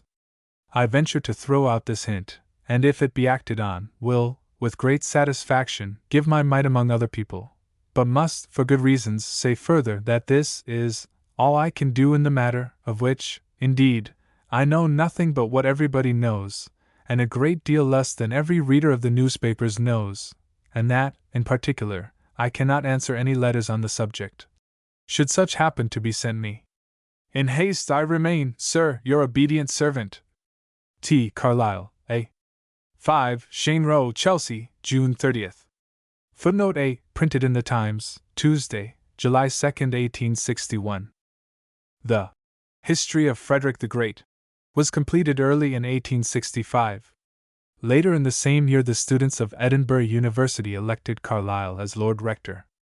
We cannot do better than describe the proceedings and the subsequent address in the words of the late Alexander Smith. Mr. Gladstone demit office, and then it behoved the students of the university to cast about for a worthy successor. 2 candidates were proposed, Mr. Carlyle and Mr. Disraeli, and on the election day Mr. Carlyle was returned by a large and enthusiastic majority. This was all very well, but a doubt lingered in the minds of many whether Mr. Carlyle would accept the office, or if accepting it, whether he would deliver an address, said address being the sole apple which the rectorial tree is capable of bearing. The hare was indeed caught, but it was doubtful somewhat whether the hare would allow itself to be cooked after the approved academical fashion. It was tolerably well known that Mr. Carlyle had emerged from his long spell of work on Frederick in a condition of health the reverse of robust, that he had once or twice before declined similar honors from Scottish universities, from Glasgow some 12 or 14 years ago, and from Aberdeen some 7 or 8, and that he was constitutionally opposed to all varieties of popular displays, more especially those of the oratorical sort. But all dispute was ended when it was officially announced that Mr. Carlyle had accepted the office of Lord Rector, that he would conform to all its requirements, and that the rectorial address would be delivered late in spring. And so when the days began to lengthen in these northern latitudes, and crocuses to show their yellow and purple heads, people began to talk about the visit of the great writer, and to speculate on what manner and fashion of speech he would deliver. Edinburgh has no university hall, and accordingly when speech day approached, the largest public room in the city was chartered by the university authorities. This public room, the Music Hall in George Street, will contain, under severe pressure, from 1,800 to 1,900 persons, and tickets to that extent were secured by the students and members of the General Council.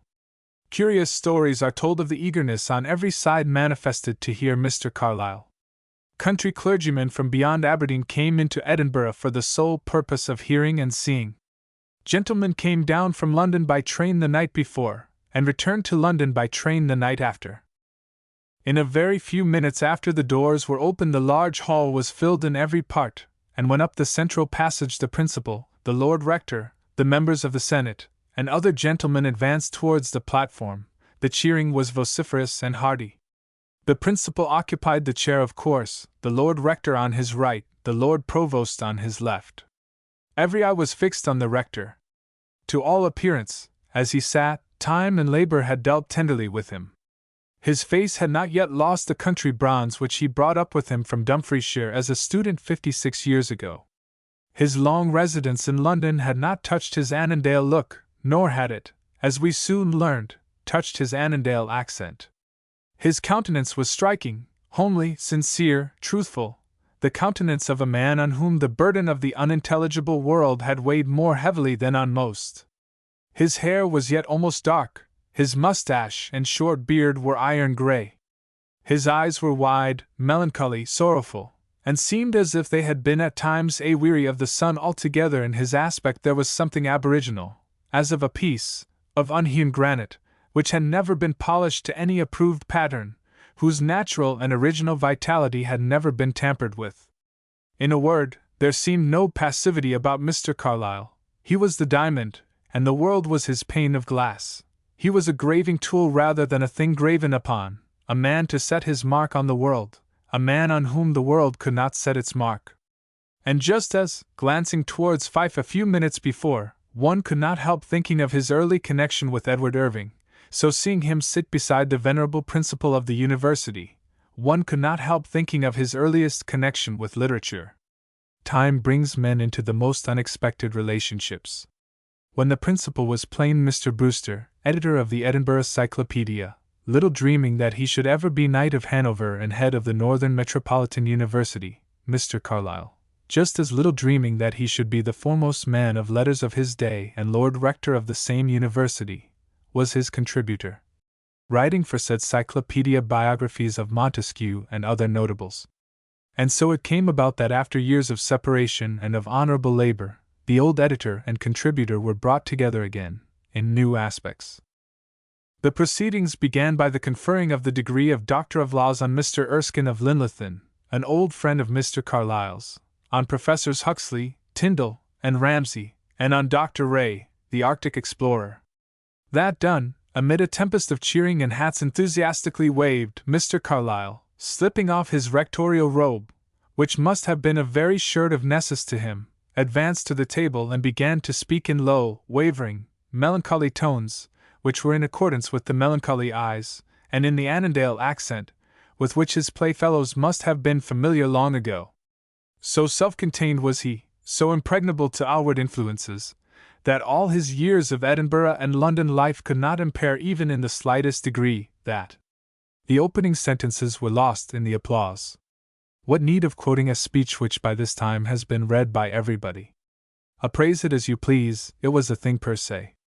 Just as, if you wish a purple dye you must fish up the murex, if you wish ivory you must go to the east, so if you desire an address such as Edinburgh listened to the other day, you must go to Chelsea for it. It may not be quite to your taste, but in any case, there is no other intellectual warehouse in which that kind of article is kept in stock. The gratitude I owe to him is, or should be, equal to that of most. He has been to me only a voice, sometimes sad, sometimes wrathful, sometimes scornful, and when I saw him for the first time with the eye of flesh stand up amongst us the other day, and heard him speak kindly, brotherly, affectionate words, his first appearance of that kind, I suppose, since he discoursed of heroes and hero worship to the London people. I am not ashamed to confess that I felt moved towards him, as I do not think in any possible combination of circumstances I could have felt moved towards any other living man. A. Footnote A. The Argosy, May, 1866. The Edinburgh correspondent to a London paper thus describes what took place. A vast interest among the intelligent public has been excited by the prospect of Mr. Thomas Carlyle's appearance to be installed as Lord Rector of the University of Edinburgh. With the exception of the delivery of his lectures on heroes and hero worship, he has avoided oratory, and to many of his admirers the present occasion seemed likely to afford their only chance of ever seeing him in the flesh, and hearing his living voice. The result has been that the university authorities have been beset by applications in number altogether unprecedented, to nearly all of which they could only give the reluctant answer that admission for strangers was impossible. The students who elect Mr. Carlyle receive tickets, if they applied within the specified time, and the members of the University Council, or graduates, obtained the residue according to priority of application. Ladies' tickets to the number of 150 were issued, each professor obtaining 4, and the remaining 30 being placed at the disposal of Sir David Brewster, the principal. And the 150 lucky ladies were conspicuous in the front of the gallery today, having been admitted before the doors for students and other males were open. The hour appointed for letting them in was kept precisely. It was 1:30 p.m., but an hour before it, despite occasional showers of rain, a crowd had begun to gather at the front door of the music hall, and at the opening of the door it had gathered to proportions sufficient to half fill the building, its capacity under severe crushing being about 2,000. When the door was opened, they rushed in as crowds of young men only can and dare rush, and up the double stairs they streamed like a torrent, which torrent, however, policemen and checkgates soon moderated. I chanced to fall into a lucky current of the crowd, and got in amongst the first 200 or 300, and got forward to the 4th seat from the platform, as good a place for seeing and hearing as any. The proceedings of the day were fixed to commence at 2 p.m., and the half-hour of waiting was filled up by the students in throwing occasional volleys of peas, whistling en masse various lively tunes, and in clambering, like small escalading parties, onto and over the platform to take advantage of the seats in the organ gallery behind. For Edinburgh students, however, let me say that these proceedings were singularly decorous. They did indulge in a little fun when nothing else was doing, but they did not come for that alone. Any student who wanted fun could have sold his ticket at a handsome profit, for which better fun could be had elsewhere. I heard among the crowd that some students had got so high a price as £1 each for their tickets, and I heard of others who had been offered no less but had refused it. And I must say further, that they listened to Mr. Carlyle's address with as much attention and reverence as they could have bestowed on a prophet, only I dare say most prophets would have elicited less applause and laughter. Shortly before 2, the city magistrates and a few other personages mounted the platform, and with as much quietness as the fancy of the students directed, took the seats which had been marked out for them by large red pasteboard tickets.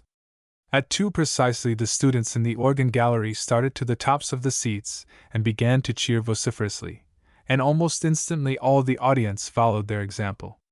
The procession was on its way through the hall, and in half a minute Lord Provost Chambers, in his official robes, mounted the platform stair, then Principal Sir David Brewster and Lord Rector Carlyle, both in their gold-laced robes of office, then the Rev. Dr. Lee, and the other professors, in their gowns, also the Doctor of Laws S.B., in black gowns. Lord Neaves and Dr. Guthrie were there in Dr. of Laws S. black gown and blue ribbons, Mr. Harvey, the President of the Royal Academy, and Sir D. Baxter, Bart. Men conspicuous in their plain clothes. Dr. Lee offered up a prayer of 1.5 minutes, at the amen of which I could see Mr. Carlyle bow very low. Then the business of the occasion commenced. Mr. Gibson, a tall, thin, pale-faced, beardless, acute, composed-looking young gentleman, in an M.A.'s gown, introduced Mr. Carlyle, the most distinguished son of the university, to the principal, Sir David Brewster, as the Lord Rector elected by the students. Sir David saluted him as such, thinking, perhaps, of the time when, an unknown young man, Thomas Carlyle wrote articles for Brewster's Cyclopedia, and got Brewster's name to introduce to public notice his translation of Legendre's Geometry. Next, Professor Muirhead, for the time being the Dean of the Faculty of Laws in the University, introduced various gentlemen to the principle and order, as persons whom the Senate had thought worthy of the degree of Doctor of Laws, giving a dignified, but not always very happy, account of the merits of each. There was Mr. Erskine, of Linlithgow, Mr. Carlyle's host for the time being, and often previously, an old friend of Irving and Chalmers, himself the writer of various elegant and sincere religious books, and one of the best and most amiable of men. If intelligent goodness ever entitled any one to the degree of Doctor of Laws, he certainly deserves it, and when I say this, I do not insinuate that on grounds of pure intellect he is not well entitled to the honor. He is now, I should think, nearer 80 than 70 years of age, a mild-looking, full-eyed old man, with a face somewhat of the type of Lord Derby's. There was Professor Huxley, young in years, dark, heavy-browed, alert and resolute, but not molded after any high ideal, and there was Professor Tyndall, also young, lithe of limb, and nonchalant in manner. When his name was called he sat as if he had no concern in what was going on, and then rose with an easy smile, partly of modesty, but in great measure of indifference. Dr. Rae, the Arctic explorer and first discoverer of the fate of Sir John Franklin, who is an M.D. of Edinburgh, was now made Doctor of Laws. He is of tall, wiry, energetic figure, slightly baldish, with grayish, curly hair, keen, handsome face, high crown and sloping forehead, and his bearing is that of a soldier, of a man who has both given and obeyed commands, and been drilled to stand steady and upright. Carlyle himself was offered the degree of Doctor of Laws, but he declined the honor, laughing it off, in fact, in a letter, with such excuses as that he had a brother, a Dr. Carlyle, an M.D., also a man of genius, I insert parenthetically, and known in literature as a translator of Dante, and that if two Dr. Carlyles should appear at Paradise, mistakes might arise. After all the LL.D.s had heard their merits enumerated, and had had a black hood or wallet of some kind, with a blue ribbon conspicuous in it, flung over their heads, Principal Brewster announced that the Lord Rector would now deliver his address. Thereupon Mr. Carlyle rose at once, shook himself out of his gold-lace rectorial gown, left it on his chair, and stepped quietly to the table, and drawing his tall, bony frame into a position of straight perpendicularity not possible to one man in 500 at 70 years of age, he began to speak quietly and distinctly, but nervously. There was a slight flush on his face, but he bore himself with composure and dignity, and in the course of half an hour he was obviously beginning to feel at his ease, so far at least as to have adequate command over the current of his thought. He spoke on quite freely and easily, hardly ever repeated a word, never looked at a note, and only once returned to finish up a topic from which he had deviated. He apologized for not having come with a written discourse. It was usual, and it would have been more comfortable for me just at present, but he had tried it, and could not satisfy himself, and as the spoken word comes from the heart, he had resolved to try that method. What he said in words will be learned otherwise than from me. I could not well describe it, but I do not think I ever heard any address that I should be so unwilling to blot from my memory. Not that there was much in it that cannot be found in his writings, or inferred from them, but the manner of the man was a key to the writings, and for naturalness and quiet power, I have never seen anything to compare with it. He did not deal in rhetoric. He talked. It was continuous, strong, quiet talk, like a patriarch about to leave the world to the young lads who had chosen him and were just entering the world. His voice is a soft, downy voice, not a tone in it is of the shrill, fierce kind that one would expect it to be in reading the latter-day pamphlets. There was not a trace of effort or of affectation, or even of extravagance. Shrewd common sense there was in abundance. There was the involved disrupted style also, but it looked so natural that reflection was needed to recognize in it that very style which purists find to be un-English and unintelligible. Over the angles of this disrupted style rolled out a few cascades of humor, quite as if by accident. He let them go, talking on in his soft, downy accents, without a smile, occasionally for an instant looking very serious, with his dark eyes beating like pulses, but generally looking merely composed and kindly, and so, to speak, fatherlike. He concluded by reciting his own translation of a poem of Goethe. The future hides in it gladness and sorrow. And this he did in a style of melancholy grandeur not to be described, but still less to be forgotten. It was then alone that the personality of the philosopher and poet were revealed continuously in his manner of utterance. The features of his face are familiar to all from his portraits.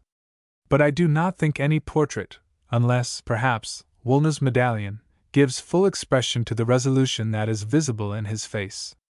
Besides, they all make him look sadder and older than he appears. Although he be 70, his hair is still abundant and tolerably black, and there is considerable color in his cheek. Not a man of his age on that platform today looked so young, and he had done more work than any 10 on it. The correspondent of the Pall Mall Gazette gives some interesting particulars. Mr. Carlyle had not spoken in public before yesterday, since those grand utterances on heroes and hero worship in the Institute in Edward Street, Marylebone, which one can scarcely believe, whilst reading them, to have been, in the best sense, extemporaneously delivered. In that case Mr. Carlyle began the series, as we have heard, by bringing a manuscript which he evidently found much in his way, and presently abandoned. On the second evening he brought some notes or headings, but these also tripped him until he had left them. The remaining lectures were given like his conversation, which no one can hear without feeling that, with all its glow and inspiration, every sentence would be, if taken down, found faultless. It was so in his remarkable extemporaneous address yesterday. He had no notes whatever, but, says our correspondent, in transmitting the report, I have never heard a speech of whose more remarkable qualities so few can be conveyed on paper. You will read of applause and laughter, but you will little realize the eloquent blood flaming up the speaker's cheek, the kindling of his eye, or the inexpressible voice and look when the drolleries were coming out. When he spoke of claptrap books exciting astonishment in the minds of foolish persons, the evident halting at the word fools, and the smoothing of his hair, as if he must be decorous, which preceded the change to foolish persons, were exceedingly comical. As for the flaming bursts, they took shape in grand tones, whose impression was made deeper, not by raising, but by lowering the voice. Your correspondent here declares that he should hold it worth his coming all the way from London in the rain in the Sunday night train were it only to have heard Carlyle say, "There is a nobler ambition than the gaining of all California, or the getting of all the suffrages that are on the planet just now." In the first few minutes of the address there was some hesitation, and much of the shrinking that one might expect in a secluded scholar, but these very soon cleared away, and during the larger part, and to the close of the oration, it was evident that he was receiving a sympathetic influence from his listeners, which he did not fail to return tenfold. The applause became less frequent, the silence became that of a woven spell, and the recitation of the beautiful lines from Goethe, at the end, was so masterly, so marvelous, that one felt in it that Carlyle's real anathemas against rhetoric were but the expression of his knowledge that there is a rhetoric beyond all other arts. In the Times the following leader appeared upon Mr. Carlyle's address. There is something in the return of a man to the haunts of his youth, after he has acquired fame and a recognized position in the world, which is of itself sufficient to arrest attention. We are interested in the retrospect and the contrast, the juxtaposition of the old and the new, the hopes of early years, the memory of the struggles and contests of manhood, the repose of victory. A man may differ as much as he pleases from the doctrines of Mr. Carlyle, he may reject his historical teachings, and may distrust his politics, but he must be of a very unkindly disposition not to be touched by his reception at Edinburgh. It is 54 years, he told the students of the university, since he, a boy of 14, came as a student, full of wonder and expectation, to the old capital of his native country, and now he returns, having accomplished the days of man spoken of by the psalmist, that he may be honored by students of this generation, and may give them a few words of advice on the life which lies before them. The discourse of the new Lord Rector squared very well with the occasion. There was no novelty in it. New truths are not the gifts which the old offer the young. The lesson we learn last is but the fullness of the meaning of what was only partially apprehended at first. Mr. Carlyle brought out things familiar enough to everyone who has read his works, There were the old platitudes and the old truths, and it must be owned, mingled here and there with them the old errors. Time has, however, its recompenses, and if the freshness of youth seemed to be wanting in the address of the rector, so also was its crudity. There was a singular mellowness in Mr. Carlyle's speech, which was reflected in the homely language in which it was couched. The chief lessons he had to enforce were to avoid cram, and to be painstaking, diligent, and patient in the acquisition of knowledge. Students are not to try to make themselves acquainted with the outsides of as many things as possible, and to go flourishing about upon the strength of their acquisitions, but to count a thing as known only when it is stamped on their mind. The doctrine is only a new reading of the old maxim, non multa sed multum, but it is as much needed now as ever it was. Still more appropriate to the present day was Mr. Carlyle's protest against the notion that a university is the place where a man is to be fitted for the special work of a profession. A university, as he puts it, teaches a man how to read, or, as we may say more generally, how to learn. It is not the function of such a place to offer particular and technical knowledge, but to prepare a man for mastering any science by teaching him the method of all. A child learns the use of his body, not the art of a carpenter or smith, and the university student learns the use of his mind, not the professional lore of a lawyer or a physician. It is pleasant to meet with a strong reassertion of doctrines which the utilitarianism of a commercial and manufacturing age is too apt to make us all forget. Mr. Carlyle is essentially conservative in his notions on academic functions. Accuracy, discrimination, judgment are with him the be-all and end-all of educational training. If a man has learned to know a thing in itself, and in its relation to surrounding phenomena, he has got from a university what it is its proper duty to teach.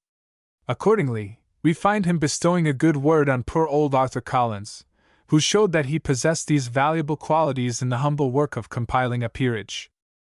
The new Lord Rector is, however, as conservative in his choice of the implements of study as he is in the determination of its objects. The languages and the history of the great nations of antiquity he puts foremost, like any other pedagogue. The Greeks and the Romans are, he tells the Edinburgh students, a pair of nations shining in the records left by themselves as a kind of pillar to light up life in the darkness of the past ages. And he adds that it would be well worth their while to get an understanding of what these people were, and what they did. It is here, however, that an old error of Mr. Carlyle's crops up among his well-remembered truths.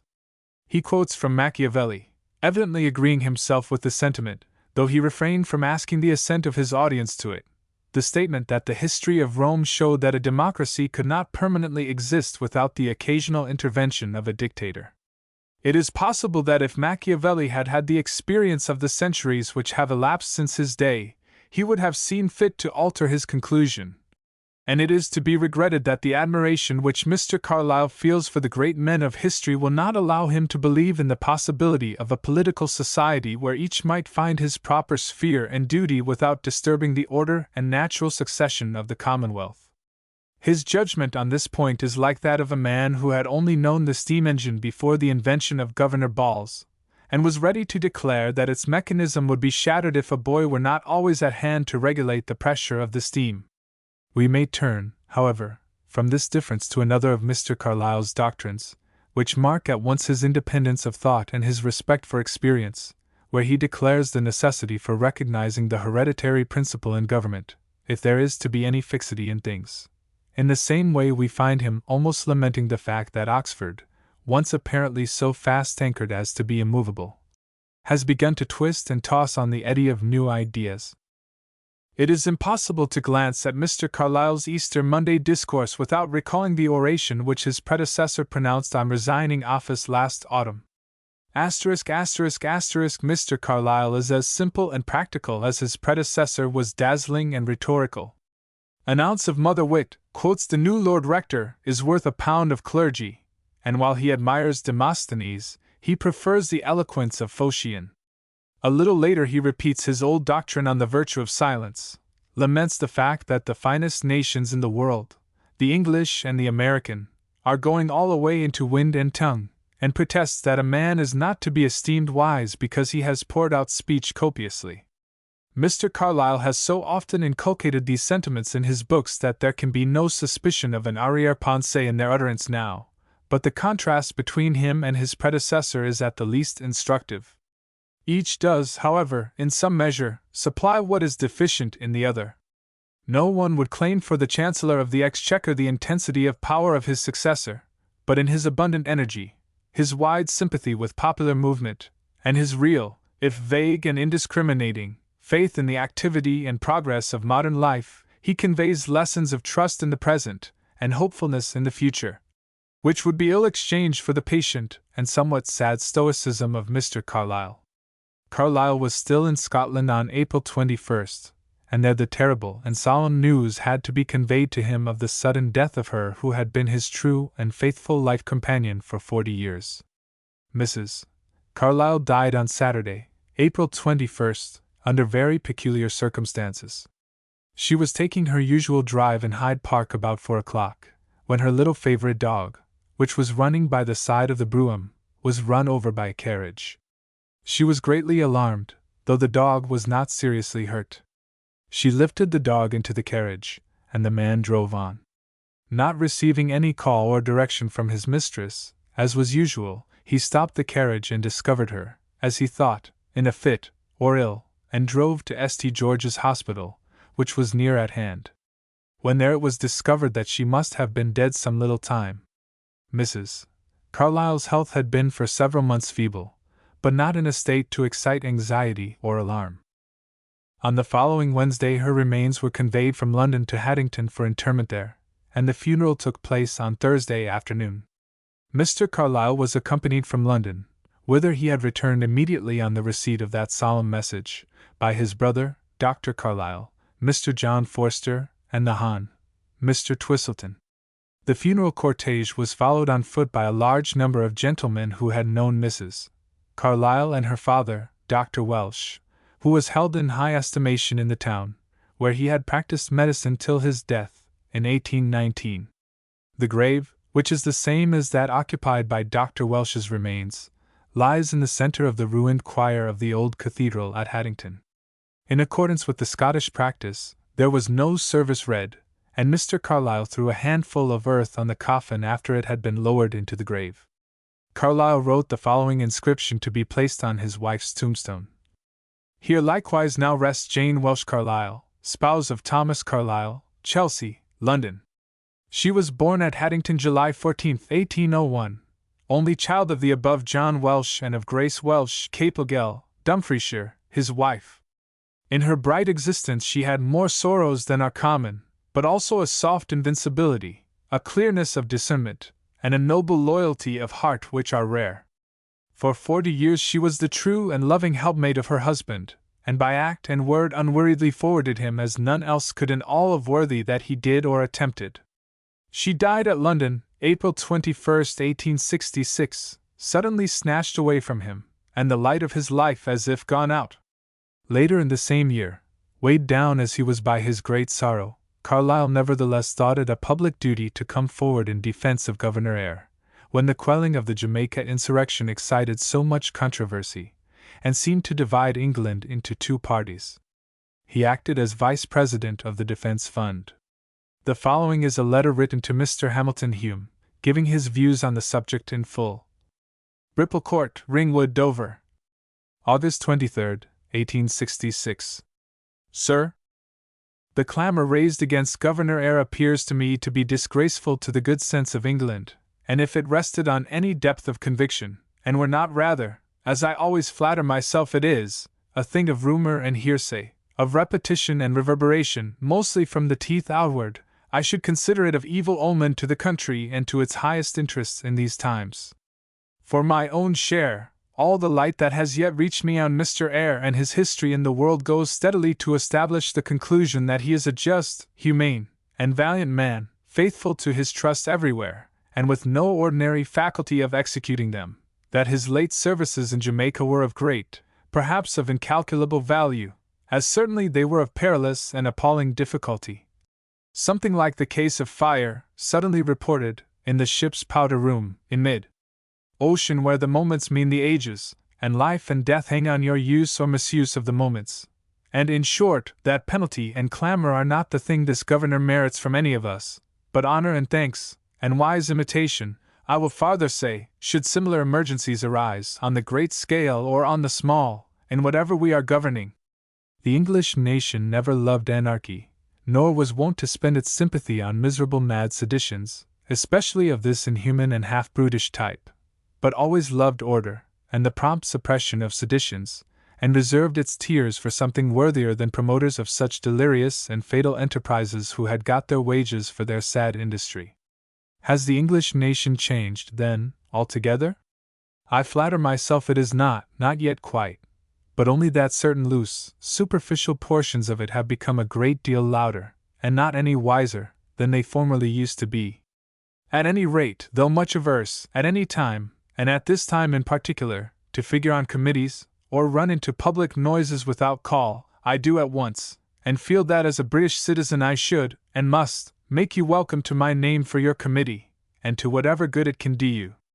With the hope only that many other British men, of far more significance in such a matter, will at once or gradually do the like, and that, in fine, by wise effort and persistence, a blind and disgraceful act of public injustice may be prevented, and an egregious folly as well, not to say, for none can say or compute, what a vital detriment throughout the British Empire. In such an example set to all the colonies and governors the British Empire has. Farther service, I fear, I am not in a state to promise, but the whole weight of my conviction and good wishes is with you, and if other service possible to me do present itself, I shall not want for willingness in case of need. Enclosed is my mite of contribution to your fund. I have the honor to be yours truly, T. Carlyle. To Hamilton Hume, Esq. Han, Section Air Defense Fund. In August 1867, Carlyle broke silence again with an utterance in the style of the latter-day pamphlets, entitled, Shooting Niagara, and After? Published anonymously, though everyone, of course, knew it to be his, in Macmillan's Magazine. Shortly afterwards it was reprinted as a separate pamphlet, with additions, and with the author's name on the title page. In February 1868, Carlyle wrote some recollections of Sir William Hamilton, as a contribution to Professor Veitch's memoir of that accomplished metaphysician. In November 1870, he addressed a long and very remarkable letter to the Times, on the French-German War, which is reprinted in the latest edition of his collected miscellanies.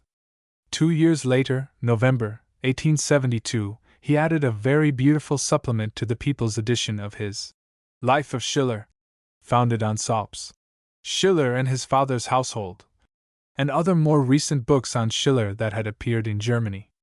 His last literary productions were a series of papers on the early kings of Norway, and an essay on the portraits of John Knox, which appeared in installments in Fraser's Magazine in the first 4 months of 1875. On the December 4th of that year, Carlyle attained his 80th year, and this anniversary was signalized by some of the more distinguished of his friends and admirers by striking a medal, the head being executed by Mr. Bohme, whose noble statue of Carlyle, exhibited in the Royal Academy in the previous year, had won so much merited praise from Mr. Ruskin and others. The medal was accompanied by an address signed by the subscribers. Carlyle seems to have been much gratified with this honor, which took him quite by surprise, and he expressed his acknowledgments as follows. This of the medal and formal address of friends was an altogether unexpected event, to be received as a conspicuous and peculiar honor, without example hitherto anywhere in my life. To you, I address my thankful acknowledgments, which surely are deep and sincere, and will beg you to convey the same to all the kind friends so beautifully concerned in it. Let no one of you be other than assured that the beautiful transaction, in result, management, and intention, was altogether gratifying, welcome, and honorable to me, and that I cordially thank one and all of you for what you have been pleased to do. Your fine and noble gift shall remain among my precious possessions, and be the symbol to me of something still more golden than itself, on the part of my many dear and too generous friends, so long as I continue in this world. Yours and theirs from the heart, T. Carlyle. Carlyle's last public utterances were a letter on the Eastern question, addressed to Mr. George Howard, and printed in the Times of November 28, 1876, and a letter to the editor of the Times, on the crisis, printed in that journal on May 5, 1877. He was now beginning to feel the effects of his great age. Yearly and monthly he grew more feeble. His wonted walking exercise had to be curtailed, and at last abandoned. He was affectionately and piously tended during these last years by his niece, Mary Aitken, now Mrs. Alexander Carlyle. In the autumn of 1879 he lost his brother, Dr. John Aitken Carlyle, the translator of Dante's Inferno. The end came at last, after a long and gradual decay of strength. The great writer and noble-hearted man passed away peacefully at about 8:30 on the morning of Saturday, February 5, 1881, in the 86th year of his age. His remains were conveyed to Scotland, and were laid in the burial ground at Ecclefechan, where the ashes of his father and mother, and of others of his kindred, repose. He had executed what is known in Scotch law as a deed of mortification, by virtue of which he bequeathed to Edinburgh University the estate of Craigengputtock, which had come to him through his wife, for the foundation of 10 bursaries in the Faculty of Arts, to be called the John Welsh Bursaries. In his will he bequeathed the books which he had used in writing on Cromwell and Friedrich to Harvard College, Massachusetts. In less than a month after his death, with a haste on many accounts to be deplored, and which has excited much animadversion, his literary executor, Mr. James Anthony Froude, the historian, issued 2 volumes of posthumous reminiscences, written by Carlyle, partly in 1832, and partly in 1866–67. The first section consists of a memorial paper, written immediately after his father's death. The second contains reminiscences of his early friend, Edward Irving, commenced at Cheyne Row in the autumn of 1866, and finished at Mentone on the January 2, 1867. The reminiscences of Lord Jeffrey were begun on the following day, and finished on January 19. The paper on Southey and Wordsworth, relegated to the appendix, was also written at Mentone between the January 28 and the March 8, 1867. The memorials of his wife, which filled the greater part of the second volume, were written at Cheyne Row, during the month after her death. Of the earlier portraits of Carlyle 3 are specially interesting. 1. The full-length sketch by Crookes, Daniel Maclise, which formed one of the Fraser Gallery portraits, and was published in the magazine in June, 1833. The original sketch of this is now deposited in the Forster collection at South Kensington. 2. Count d'Orsay's sketch, published by Mitchell in 1839, is highly characteristic of the artist. It was taken when no man of position was counted a dutiful subject who did not wear a black satin stock and a Petersham coat. The great author's own favorite among the early portraits was 3. The sketch by Samuel Lawrence, engraved in horns. New Spirit of the Age, published in 1844. Since the art of photography came into vogue, a series of photographs of various degrees of merit and success have been executed by Messrs. Elliot and Fry, and by Watkins. The late Mrs. Cameron also produced a photograph of him in her peculiar style, but it was not so successful as her fine portrait of Tennyson.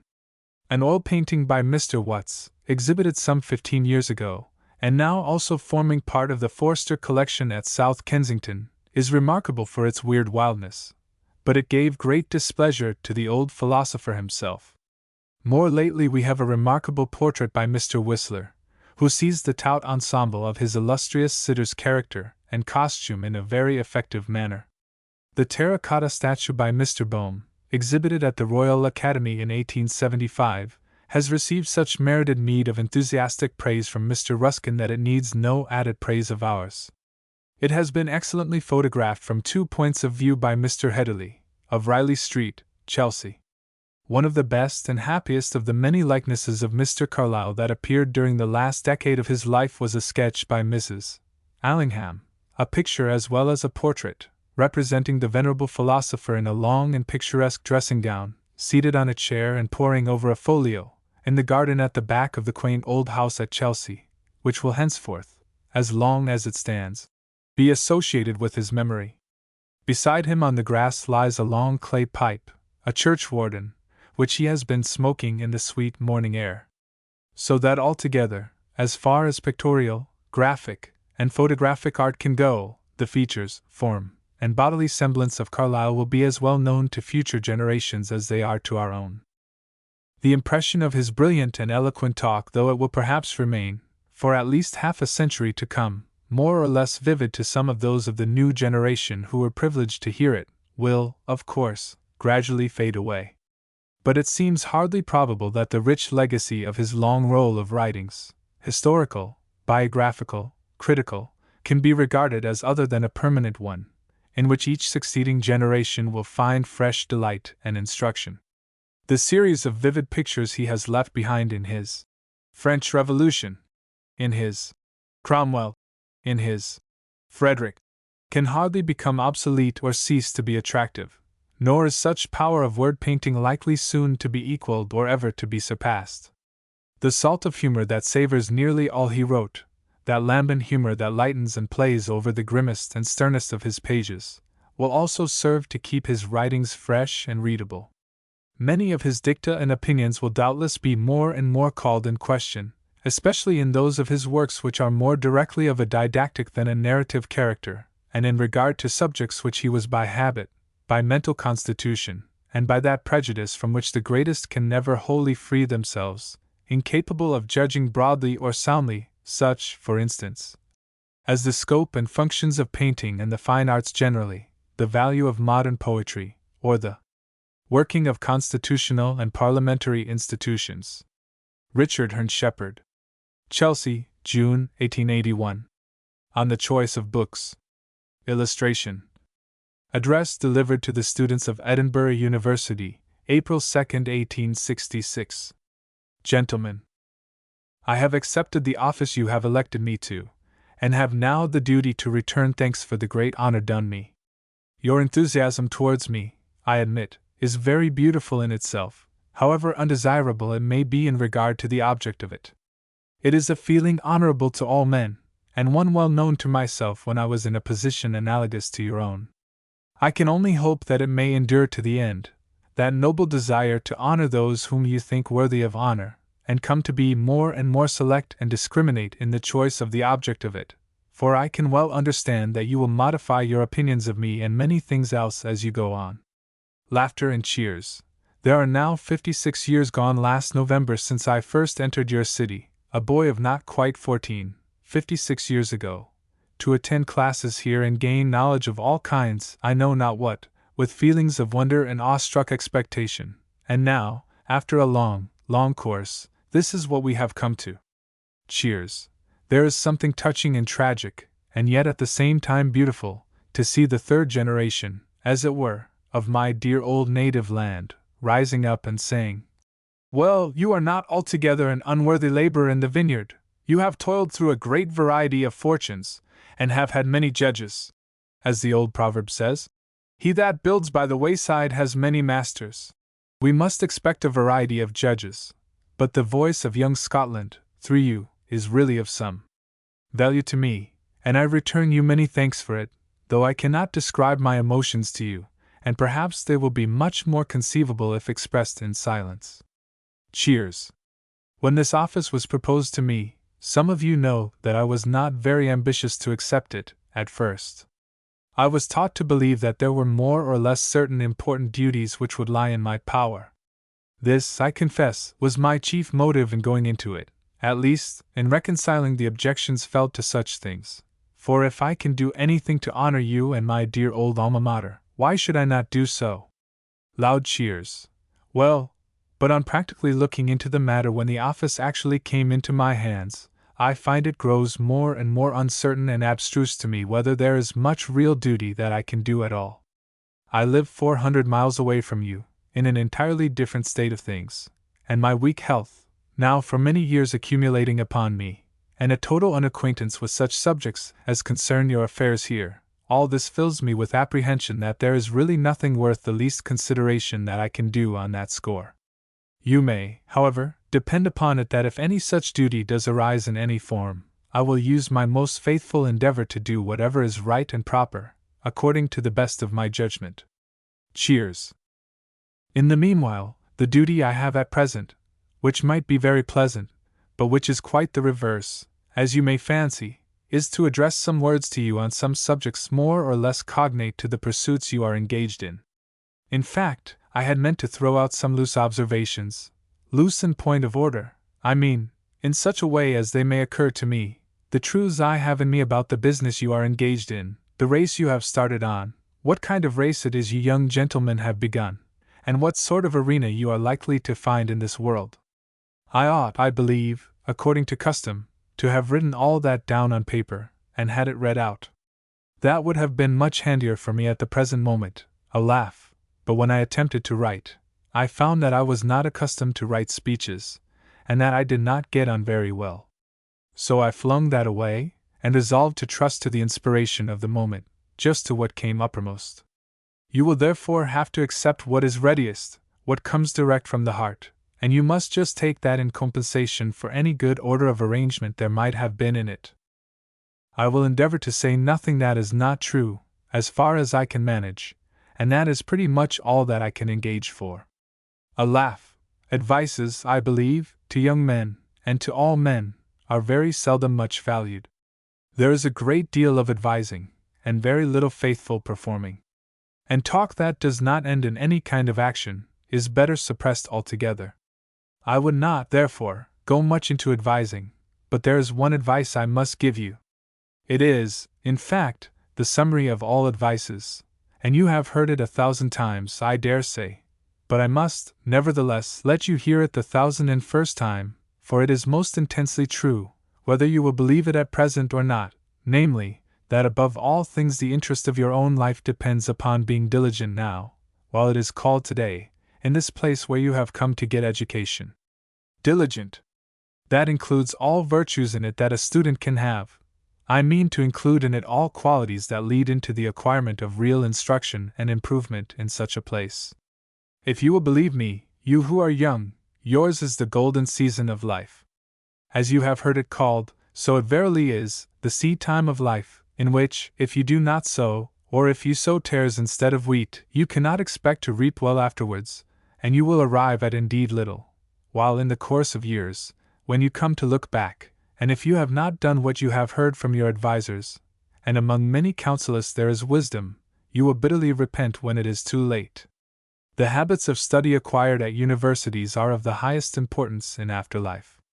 At the season when you are in young years the whole mind is, as it were, fluid, and is capable of forming itself into any shape that the owner of the mind pleases to order it to form itself into. The mind is in a fluid state, but it hardens up gradually to the consistency of rock or iron, and you cannot alter the habits of an old man, but as he has begun he will proceed and go on to the last. By diligence, I mean among other things, and very chiefly, honesty in all your inquiries into what you are about.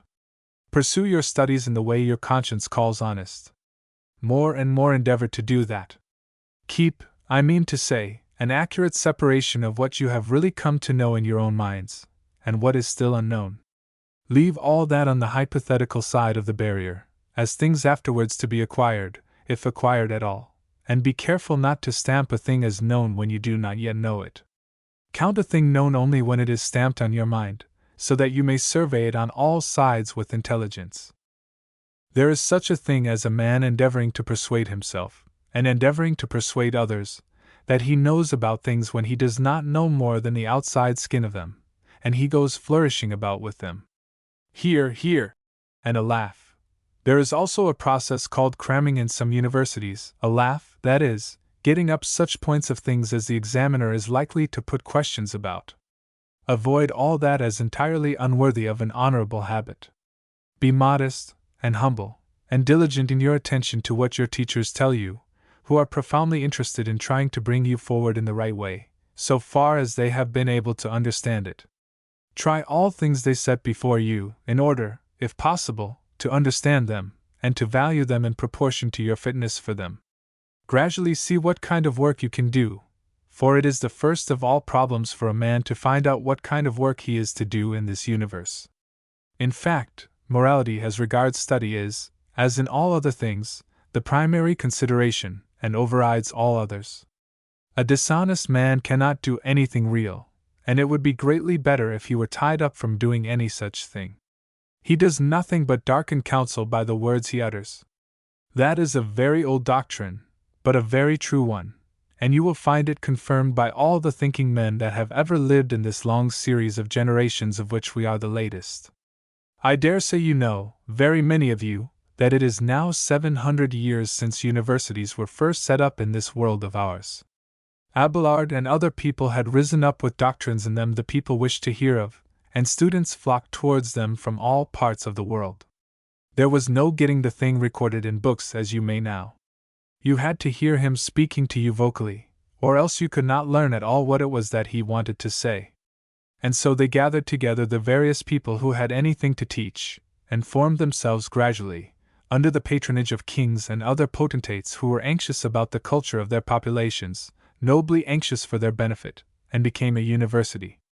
I dare say, perhaps, you have heard it said that all that is greatly altered by the invention of printing, which took place about midway between us and the origin of universities. A man has not now to go away to where a professor is actually speaking, because in most cases he can get his doctrine out of him through a book, and can read it again and again, and study it. I don't know that I know of any way in which the whole facts of a subject may be more completely taken in, if our studies are molded in conformity with it. Nevertheless, universities have, and will continue to have, an indispensable value in society, a very high value. I consider the very highest interests of man vitally entrusted to them. In regard to theology, as you are aware, it has been the study of the deepest heads that have come into the world. What is the nature of this stupendous universe, and what its relations to all things, as known to man, and as only known to the awful author of it. In fact, the members of the Church keep theology in a lively condition, laughter, for the benefit of the whole population, which is the great object of our universities. I consider it as the same now intrinsically, though very much forgotten, from many causes, and not so successful as might be wished at all. A laugh. It remains, however, a very curious truth, what has been said by observant people, that the main use of the universities in the present age is that, after you have done with all your classes, the next thing is a collection of books, a great library of good books, which you proceed to study and to read. What the universities have mainly done, what I have found the university did for me, was that it taught me to read in various languages and various sciences, so that I could go into the books that treated of these things, and try anything I wanted to make myself master of gradually, as I found it suit me. Whatever you may think of all that, the clearest and most imperative duty lies on every one of you to be assiduous in your reading, and learn to be good readers, which is, perhaps, a more difficult thing than you imagine. Learn to be discriminative in your reading, to read all kinds of things that you have an interest in, and that you find to be really fit for what you are engaged in. Of course, at the present time, in a great deal of the reading incumbent on you must be guided by the books recommended to you by your professors for assistance towards the prelections. And then, when you get out of the university, and go into studies of your own, you will find it very important that you have selected a field, a province in which you can study and work. The most unhappy of all men is the man that cannot tell what he is going to do, that has got no work cut out for him in the world, and does not go into it. For work is the grand cure of all the maladies and miseries that ever beset mankind, honest work, which you intend getting done. If you are in a strait, a very good indication as to choice, perhaps the best you could get, is a book you have a great curiosity about. You are then in the readiest and best of all possible conditions to improve by that book. It is analogous to what doctors tell us about the physical health and appetites of the patient. You must learn to distinguish between false appetite and real. There is such a thing as a false appetite, which will lead a man into vagaries with regard to diet, will tempt him to eat spicy things which he should not eat at all, and would not but that it is toothsome, and for the moment in baseness of mind. A man ought to inquire and find out what he really and truly has an appetite for, what suits his constitution, and that, doctors tell him, is the very thing he ought to have in general. And so with books. As applicable to almost all of you, I will say that it is highly expedient to go into history, to inquire into what has passed before you in the families of men. The history of the Romans and Greeks will first of all concern you, and you will find that all the knowledge you have got will be extremely applicable to elucidate that. There you have the most remarkable race of men in the world set before you, to say nothing of the languages, which your professors can better explain, and which, I believe, are admitted to be the most perfect orders of speech we have yet found to exist among men. And you will find, if you read well, a pair of extremely remarkable nations shining in the records left by themselves as a kind of pillar to light up life in the darkness of the past ages. And it will be well worth your while if you can get into the understanding of what these people were, and what they did. You will find a great deal of hearsay, as I have found, that does not touch on the matter, but perhaps some of you will get to see a Roman face to face. You will know in some measure how they contrived to exist, and to perform these feats in the world. I believe, also, you will find a thing not much noted, that there was a very great deal of deep religion in its form in both nations. That is noted by the wisest of historians, and particularly by Ferguson, who is particularly well worth reading on Roman history, and I believe he was an alumnus in our own university. His book is a very creditable book. He points out the profoundly religious nature of the Roman people, notwithstanding the wildness and ferociousness of their nature. They believed that Jupiter Optimus, Jupiter Maximus, was Lord of the universe, and that he had appointed the Romans to become the chief of men, provided they followed his commands, to brave all difficulty, and to stand up with an invincible front, to be ready to do and die, and also to have the same sacred regard to veracity, to promise, to integrity, and all the virtues that surround that noblest quality of men. Courage, to which the Romans gave the name of virtue, manhood, as the one thing ennobling for a man. In the literary ages of Rome, that had very much decayed away, but still it had retained its place among the lower classes of the Roman people. Of the deeply religious nature of the Greeks, along with their beautiful and sunny effulgences of art, you have a striking proof, if you look for it. In the tragedies of Sophocles, there is a most distinct recognition of the eternal justice of heaven, and the unfailing punishment of crime against the laws of God.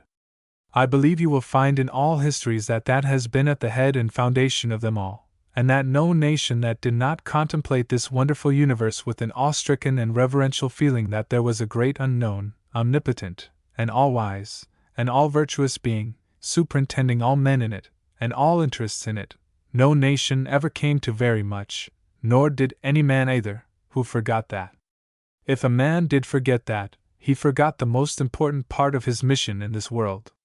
In our own history of England, which you will take a great deal of natural pains to make yourselves acquainted with, you will find it beyond all others worthy of your study, because I believe that the British nation, and I include in them the Scottish nation, produced a finer set of men than any you will find it possible to get anywhere else in the world.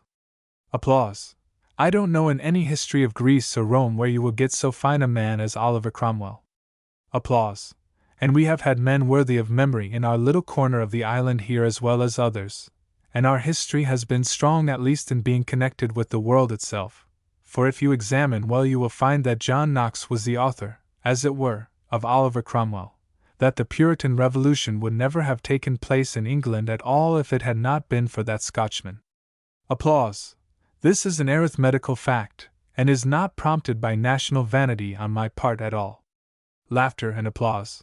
And it is very possible, if you look at the struggle that was going on in England, as I have had to do in my time, you will see that people were overawed with the immense impediments lying in the way. A small minority of God-fearing men in the country were flying away with any ship they could get to New England, rather than take the lion by the beard. They durstn't confront the powers with their most just complaint to be delivered from idolatry. They wanted to make the nation altogether conformable to the Hebrew Bible, which they understood to be according to the will of God, and there could be no aim more legitimate. However, they could not have got their desire fulfilled at all if Knox had not succeeded by the firmness and nobleness of his mind. For he is also of the select of the earth to me, John Knox. Applause. What he has suffered from the ungrateful generations that have followed him should really make us humble ourselves to the dust, to think that the most excellent man our country has produced, to whom we owe everything that distinguishes us among modern nations, should have been sneered at and abused by people. Knox was heard by Scotland, The people heard him with the marrow of their bones, they took up his doctrine, and they defied principalities and powers to move them from it. We must have it, they said. It was at that time the Puritan struggle arose in England, and you know well that the Scottish earls and nobility, with their tenantry, marched away to Dunsill, and sat down there, and just in the course of that struggle, when it was either to be suppressed or brought into greater vitality, they encamped on the top of Dunsill 30,000 armed men, drilled for that occasion, each regiment around its landlord, its earl, or whatever he might be called, and eager for Christ's crown and covenant. That was the signal for all England rising up into unappeasable determination to have the gospel there also, and you know it went on and came to be a contest whether the Parliament or the King should rule, whether it should be old formalities and use and wont, or something that had been of new conceived in the souls of men, namely, a divine determination to walk according to the laws of God here as the sum of all prosperity. Which of these should have the mastery? And after a long, long agony of struggle, it was decided, the way we know. I should say also of that protectorate of Oliver Cromwell's, notwithstanding the abuse it has encountered, and the denial of everybody that it was able to get on in the world, and so on, it appears to me to have been the most salutary thing in the modern history of England on the whole. If Oliver Cromwell had continued it out, I don't know what it would have come to. It would have got corrupted perhaps in other hands, and could not have gone on. But it was pure and true to the last fiber in his mind. There was truth in it when he ruled over it. Machiavelli has remarked, in speaking about the Romans, that democracy cannot exist anywhere in the world. As a government, it is an impossibility that it should be continued, and he goes on proving that in his own way. I do not ask you all to follow him in his conviction, here. But it is to him a clear truth that it is a solecism and impossibility that the universal mass of men should govern themselves. He says of the Romans that they continued a long time, but it was purely in virtue of this item in their constitution, namely, that they had all the conviction in their minds that it was solemnly necessary at times to appoint a dictator, a man who had the power of life and death over everything, who degraded men out of their places, ordered them to execution, and did whatever seemed to him good in the name of God above him. He was commanded to take care that the republic suffered no detriment, and Machiavelli calculates that that was the thing that purified the social system from time to time, and enabled it to hang on as it did, an extremely likely thing if it was composed of nothing but bad and tumultuous men triumphing in general over the better, and all going the bad road, in fact. Well, Oliver Cromwell's protectorate, or dictatorate if you will, lasted for about 10 years, and you will find that nothing that was contrary to the laws of heaven was allowed to live by Oliver. A laugh, and applause. For example, it was found by his parliament called Barebones, the most zealous of all parliaments probably. The Court of Chancery in England was in a state that was really capable of no apology. No man could get up and say that that was a right court. There were, I think, 15,000 or 1,500 laughter. I don't really remember which, but we shall call it by the last, renewed laughter. There were 1,500 cases lying in it undecided, and one of them, I remember, for a large amount of money, was 83 years old, and it was going on still. Wigs were waving over it, and lawyers were taking their fees, and there was no end of it, upon which the Barebones people, after deliberation about it, thought it was expedient, and commanded by the author of man and the fountain of justice, and for the true and right, to abolish the court.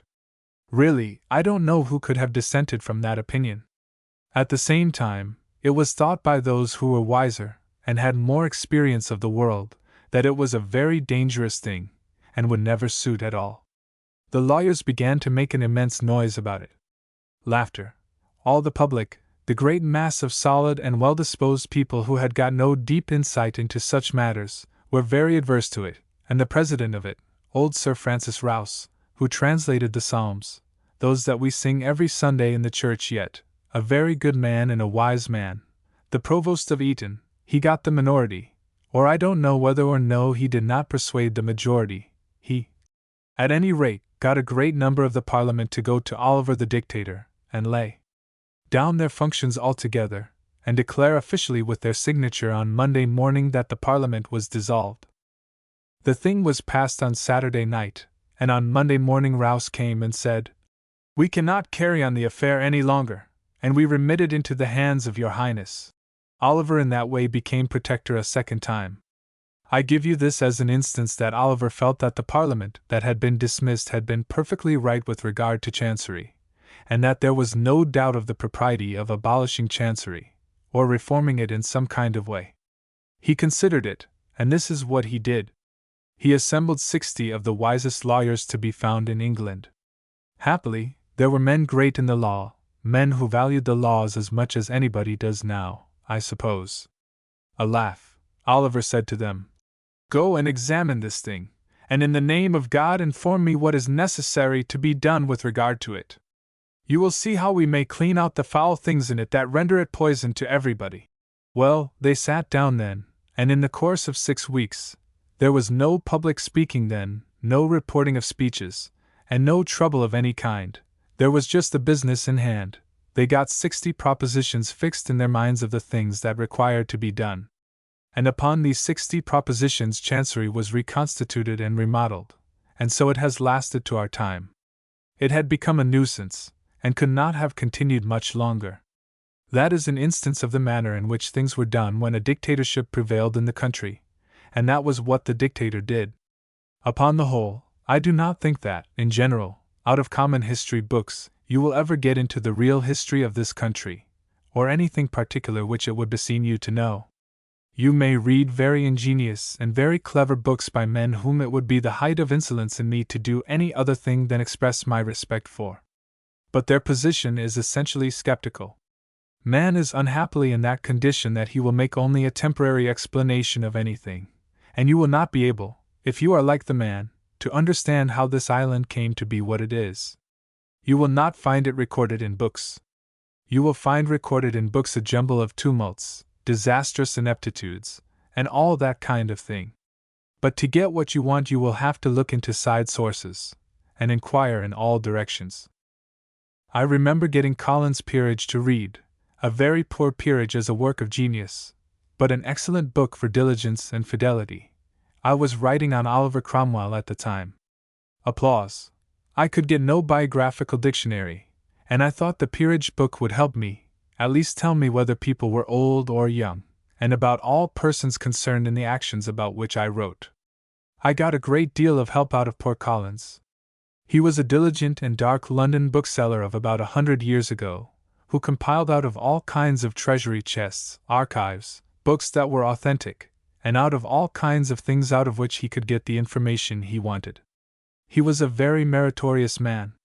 I not only found the solution of anything I wanted there, but I began gradually to perceive this immense fact, which I really advise every one of you who read history to look out for and read for, if he has not found it. It was that the kings of England all the way from the Norman conquest down to the times of Charles I, had appointed, so far as they knew, those who deserved to be appointed peers. They were all royal men, with minds full of justice and valor and humanity, and all kinds of qualities that are good for men to have who ought to rule over others. Then their genealogy was remarkable, and there is a great deal more in genealogies than is generally believed at present. I never heard tell of any clever man that came out of entirely stupid people. If you look around the families of your acquaintance, you will see such cases in all directions. I know that it has been the case in mine. I can trace the father, and the son, and the grandson, and the family stamp is quite distinctly legible upon each of them, so that it goes for a great deal, the hereditary principle in government as in other things, and it must be recognized so soon as there is any fixity in things. You will remark that if at any time the genealogy of a peerage fails, if the man that actually holds the peerage is a fool in these earnest striking times, the man gets into mischief and gets into treason, he gets himself extinguished altogether, in fact. Laughter. From these documents of old Collins it seems that a peer conducts himself in a solemn, good, pious, manly kind of way when he takes leave of life, and when he has hospitable habits, and is valiant in his procedure throughout, and that in general a king, with a noble approximation to what was right, had nominated this man, saying, "Come you to me, sir, come out of the common level of the people, where you are liable to be trampled upon, come here and take a district of country and make it into your own image more or less. Be a king under me, and understand that that is your function. I say this is the most divine thing that a human being can do to other human beings, and no kind of being whatever has so much of the character of God Almighty's divine government as that thing we see that went all over England, and that is the grand soul of England's history. It is historically true that down to the time of Charles I, it was not understood that any man was made a peer without having a merit in him to constitute him a proper subject for a peerage. In Charles I's time it grew to be known or said that if a man was by birth a gentleman, and was worth £10,000 a year, and bestowed his gifts up and down among courtiers, he could be made a peer.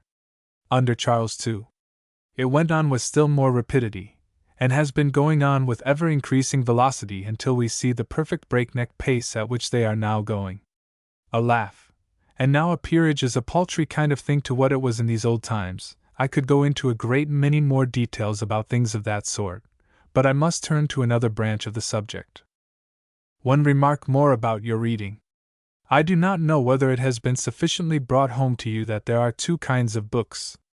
When a man is reading on any kind of subject, in most departments of books, in all books, if you take it in a wide sense, you will find that there is a division of good books and bad books. There is a good kind of a book and a bad kind of a book. I am not to assume that you are all ill acquainted with this, but I may remind you that it is a very important consideration at present. It casts aside altogether the idea that people have that if they are reading any book, that if an ignorant man is reading any book, he is doing rather better than nothing at all. I entirely call that in question. I even venture to deny it. Laughter and cheers. It would be much safer and better would he have no concern with books at all than with some of them. You know these are my views. There are a number, an increasing number, of books that are decidedly to him not useful. Here. But he will learn also that a certain number of books were written by a supreme, noble kind of people, not a very great number, but a great number adhere more or less to that side of things. In short, as I have written it down somewhere else, I conceive that books are like men's souls, divided into sheep and goats. Laughter and applause. Some of them are calculated to be of very great advantage in teaching, in forwarding the teaching of all generations.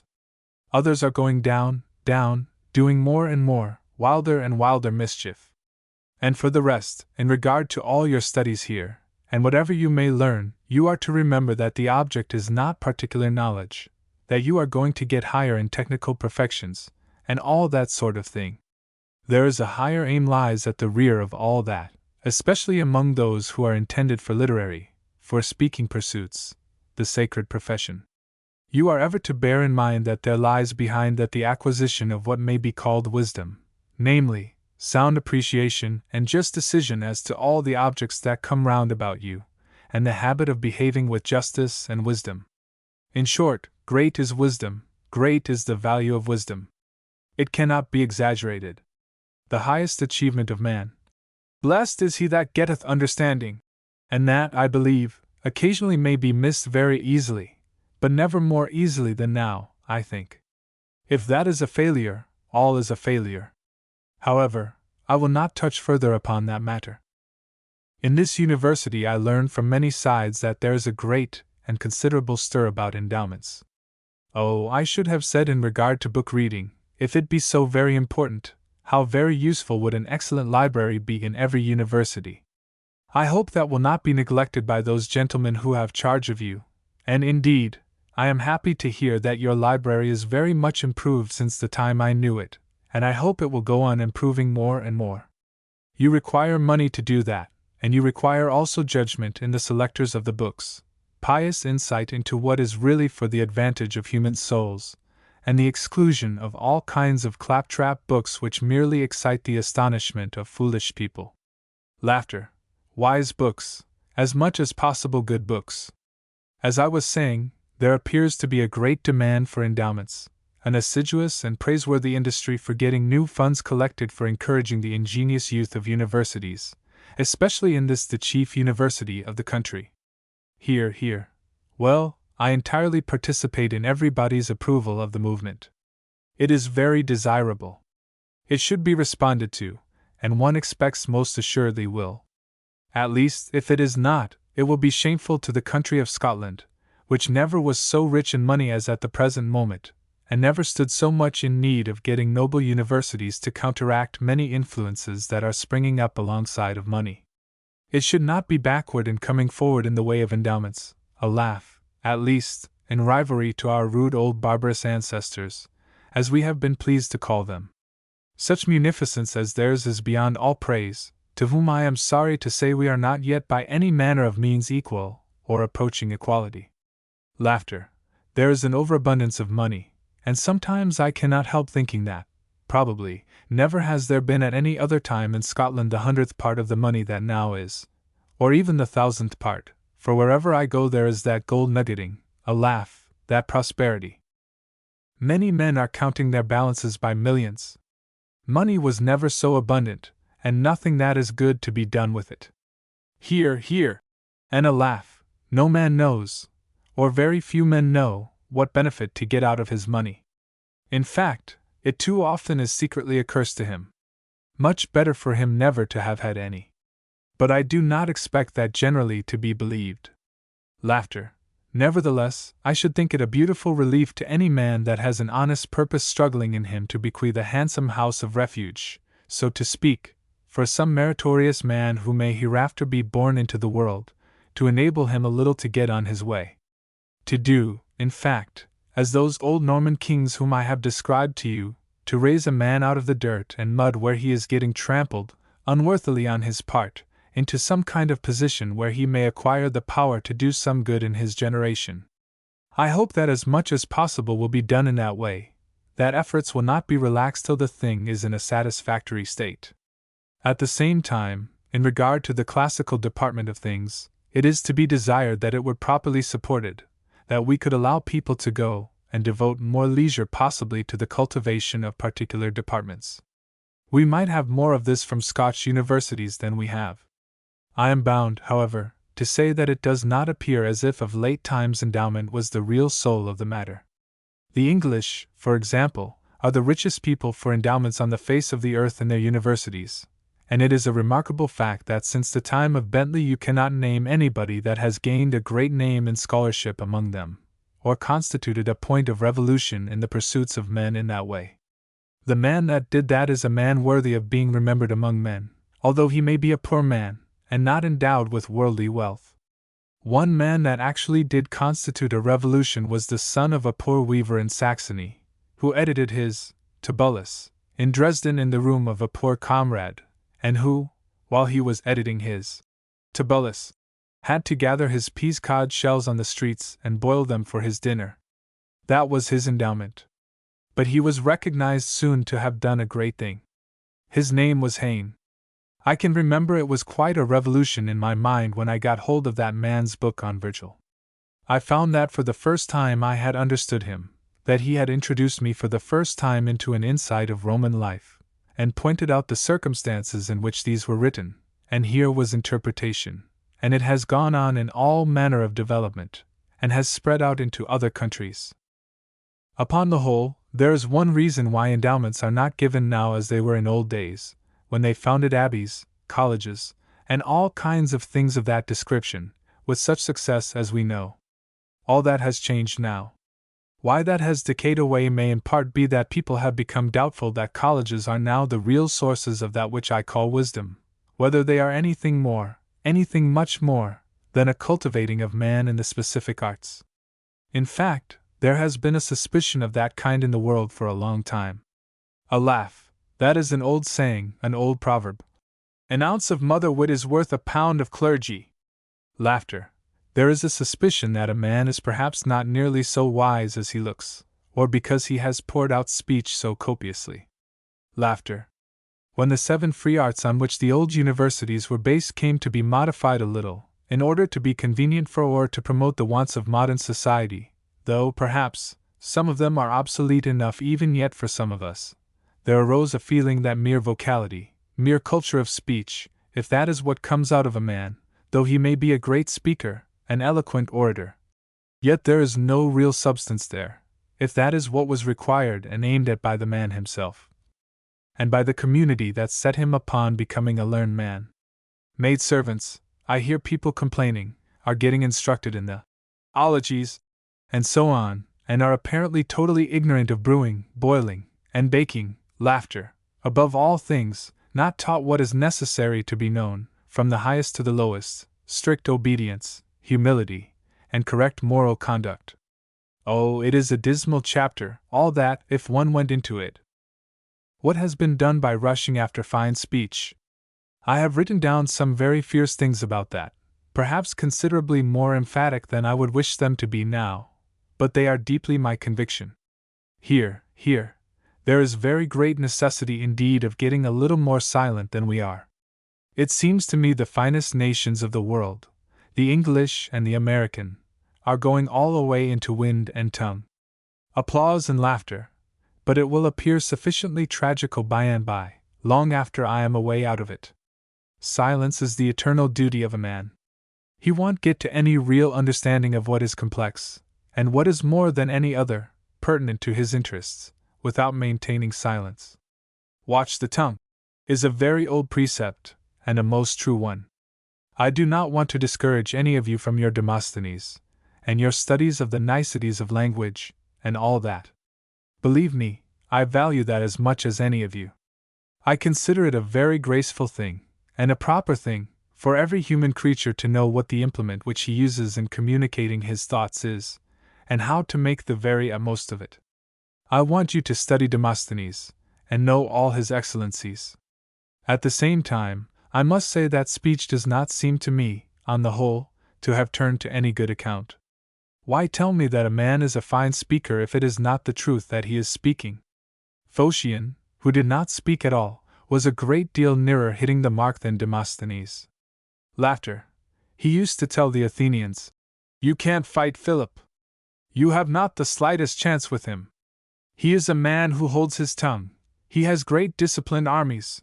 He can brag anybody you like in your cities here, and he is going on steadily with an unvarying aim towards his object, and he will infallibly beat any kind of men such as you, going on raging from shore to shore with all that rampant nonsense."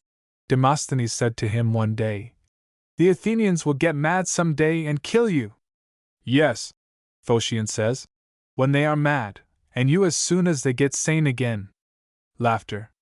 It is also told about him going to Messina on some deputation that the Athenians wanted on some kind of matter of an intricate and contentious nature, that Phocion went with some story in his mouth to speak about. He was a man of few words, no unveracity, and after he had gone on telling the story a certain time there was one burst of interruption.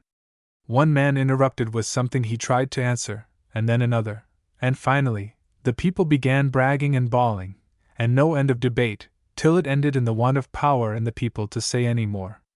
Phocion drew back altogether, struck dumb, and would not speak another word to any man, and he left it to them to decide in any way they liked. It appears to me there is a kind of eloquence in that which is equal to anything Demosthenes ever said. Take your own way, and let me out altogether. Applause. All these considerations, and manifold more connected with them, innumerable considerations, resulting from observation of the world at this moment, have led many people to doubt of the salutary effect of vocal education altogether. I do not mean to say it should be entirely excluded, but I look to something that will take hold of the matter much more closely, and not allow it slip out of our fingers, and remain worse than it was. For if a good speaker, an eloquent speaker, is not speaking the truth, is there a more horrid kind of object in creation? Loud cheers. Of such speech I hear all manner and kind of people say it is excellent, but I care very little about how he said it, provided I understand it, and it be true. Excellent speaker! But what if he is telling me things that are untrue, that are not the fact about it, if he has formed a wrong judgment about it, if he has no judgment in his mind to form a right conclusion in regard to the matter? An excellent speaker of that kind is, as it were, saying, "Ho, every one that wants to be persuaded of the thing that is not true, come hither." Great laughter and applause. I would recommend you to be very chary of that kind of excellent speech. Renewed laughter. Well, all that being the too well-known product of our method of vocal education, the mouth merely operating on the tongue of the pupil, and teaching him to wag it in a particular way, laughter, It had made a great many thinking men entertain a very great distrust of this not very salutary way of procedure, and they have longed for some kind of practical way of working out the business. There would be room for a great deal of description about it if I went into it, but I must content myself with saying that the most remarkable piece of reading that you may be recommended to take and try if you can study is a book by Goethe, one of his last books, which he wrote when he was an old man, about 70 years of age. I think one of the most beautiful he ever wrote, full of mild wisdom, and which is found to be very touching by those who have eyes to discern and hearts to feel it. It is one of the pieces in Wilhelm Meister's Travels. I read it through many years ago, and of course I had to read into it very hard when I was translating it, and it has always dwelt in my mind as about the most remarkable bit of writing that I have known to be executed in these late centuries. I have often said there are 10 pages of that which, if ambition had been my only rule, I would rather have written than have written all the books that have appeared since I came into the world. Cheers, deep, deep is the meaning of what is said there. They turn on the Christian religion and the religious phenomena of Christian life, altogether sketched out in the most airy, graceful, delicately wise kind of way, so as to keep himself out of the common controversies of the street and of the forum, yet to indicate what was the result of things he had been long meditating upon. Among others, he introduces, in an aerial, flighty kind of way, here and there a touch which grows into a beautiful picture, a scheme of entirely mute education, at least with no more speech than is absolutely necessary for what they have to do. 3 of the wisest men that can be got are met to consider what is the function which transcends all others in importance to build up the young generation, which shall be free from all that perilous stuff that has been weighing us down and clogging every step, and which is the only thing we can hope to go on with if we would leave the world a little better, and not the worse of our having been in it for those who are to follow. The man who is the eldest of the 3 says to Goethe, "You give by nature to the well-formed children you bring into the world a great many precious gifts, and very frequently these are best of all developed by nature herself, with a very slight assistance where assistance is seen to be wise and profitable, and forbearance very often on the part of the overlooker of the process of education. But there is one thing that no child brings into the world with it, and without which all other things are of no use." Wilhelm, who is there beside him, says, "What is that?" "All who enter the world want it," says the eldest. "Perhaps you yourself?" Wilhelm says. "Well, tell me what it is." "It is," says the eldest, "reverence, Ehrfurcht, reverence. Honor done to those who are grander and better than you, without fear, distinct from fear. Ehrfurcht, the soul of all religion that ever has been among men, or ever will be." And he goes into practicality. He practically distinguishes the kinds of religion that are in the world, and he makes out 3 reverences. The boys are all trained to go through certain gesticulations, to lay their hands on their breasts and look up to heaven, and they give their 3 reverences. The first and simplest is that of reverence for what is above us. It is the soul of all the pagan religions. There is nothing better in man than that. Then there is reverence for what is around us or about us, reverence for our equals, and to which he attributes an immense power in the culture of man. The third is reverence for what is beneath us, to learn to recognize in pain, sorrow, and contradiction, even in those things, odious as they are to flesh and blood, to learn that there lies in these a priceless blessing. And he defines that as being the soul of the Christian religion, the highest of all religions, a height, as Goethe says, and that is very true, even to the letter, as I consider, a height to which the human species was fated and enabled to attain, and from which, having once attained it, it can never retrograde. It cannot descend down below that permanently, Goethe's idea is. Often one thinks it was good to have a faith of that kind, that always, even in the most degraded, sunken, and unbelieving times, he calculates there will be found some few souls who will recognize what that meant, and that the world, having once received it, there is no fear of its retrograding.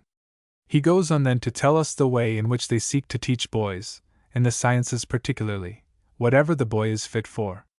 Wilhelm left his own boy there, expecting they would make him a master of arts, or something of that kind, and when he came back for him he saw a thundering cloud of dust coming over the plain, of which he could make nothing. It turned out to be a tempest of wild horses, managed by young lads who had a turn for hunting with their grooms. His own son was among them, and he found that the breaking of colts was the thing he was most suited for. Laughter. This is what Goethe calls art, which I should not make clear to you by any definition unless it is clear already. A laugh. I would not attempt to define it as music, painting, and poetry, and so on. It is in quite a higher sense than the common one, and in which, I am afraid, most of our painters, poets, and music men would not pass muster. A laugh. He considers that the highest pitch to which human culture can go, and he watches with great industry how it is to be brought about with men who have a turn for it. Very wise and beautiful it is. It gives one an idea that something greatly better is possible for man in the world.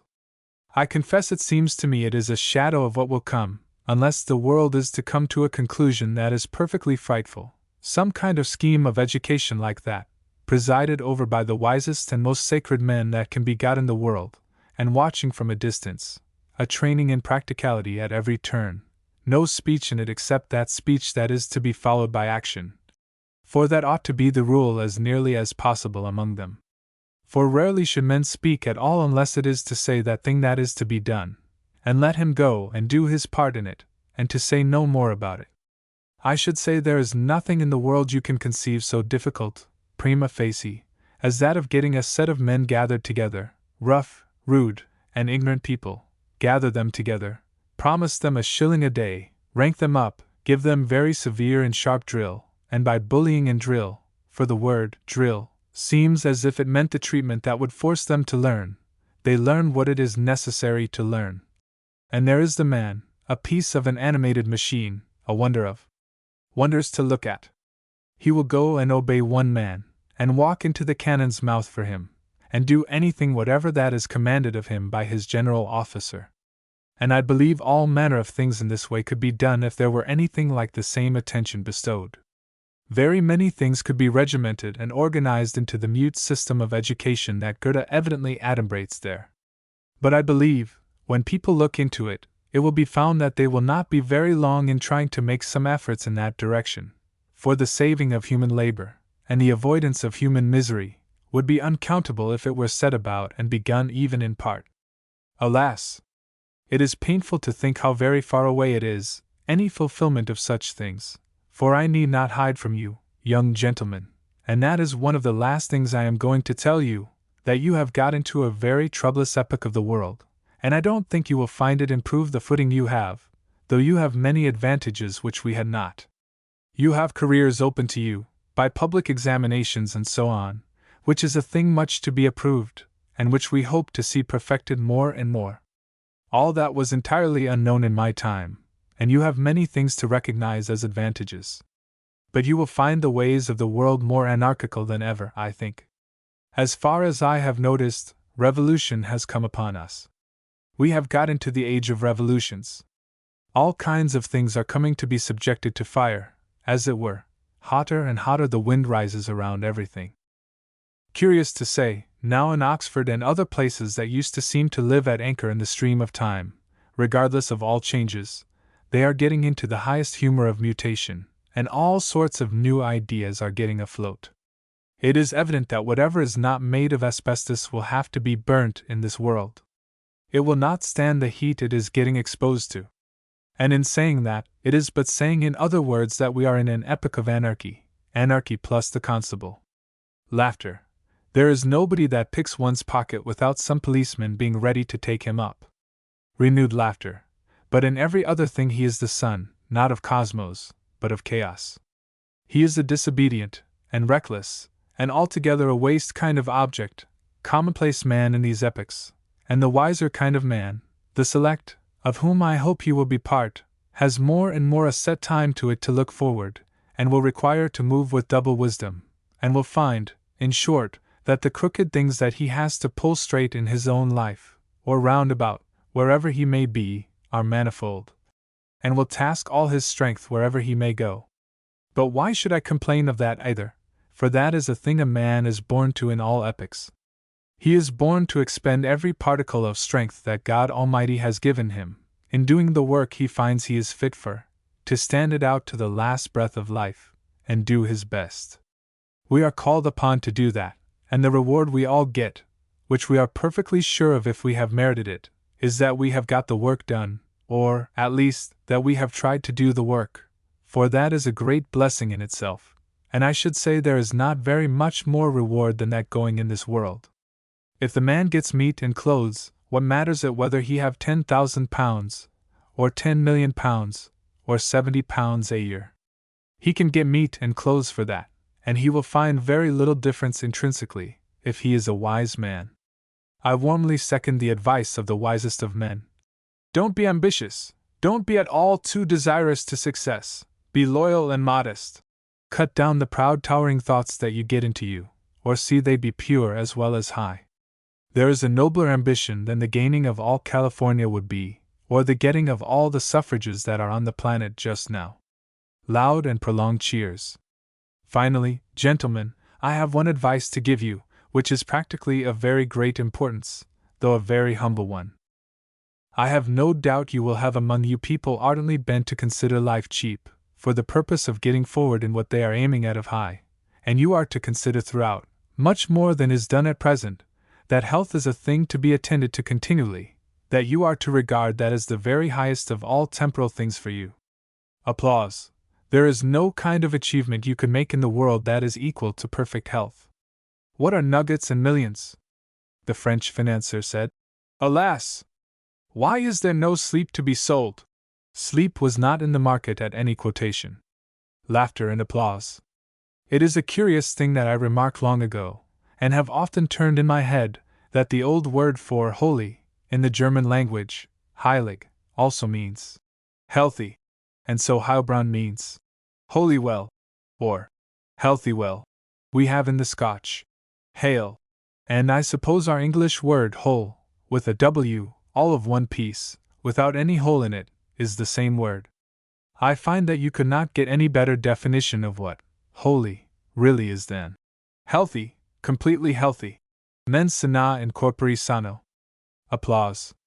A man with his intellect a clear, plain, geometric mirror, brilliantly sensitive of all objects and impressions around it, and imagining all things in their correct proportions, not twisted up into convex or concave, and distorting everything, so that he cannot see the truth of the matter without endless groping and manipulation, healthy, clear, and free, and all round about him. We never can attain that at all. In fact, the operations we have got into are destructive of it. You cannot, if you are going to do any decisive intellectual operation, if you are going to write a book, at least I never could, without getting decidedly made ill by it, and really you must if it is your business, and you must follow out what you are at, and it sometimes is at the expense of health.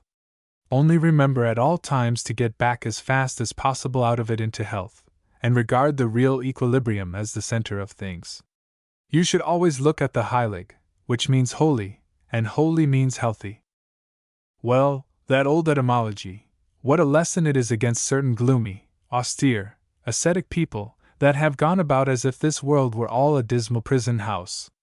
It has, indeed, got all the ugly things in it that I have been alluding to, but there is an eternal sky over it, and the blessed sunshine, verdure of spring, and rich autumn, and all that in it, too.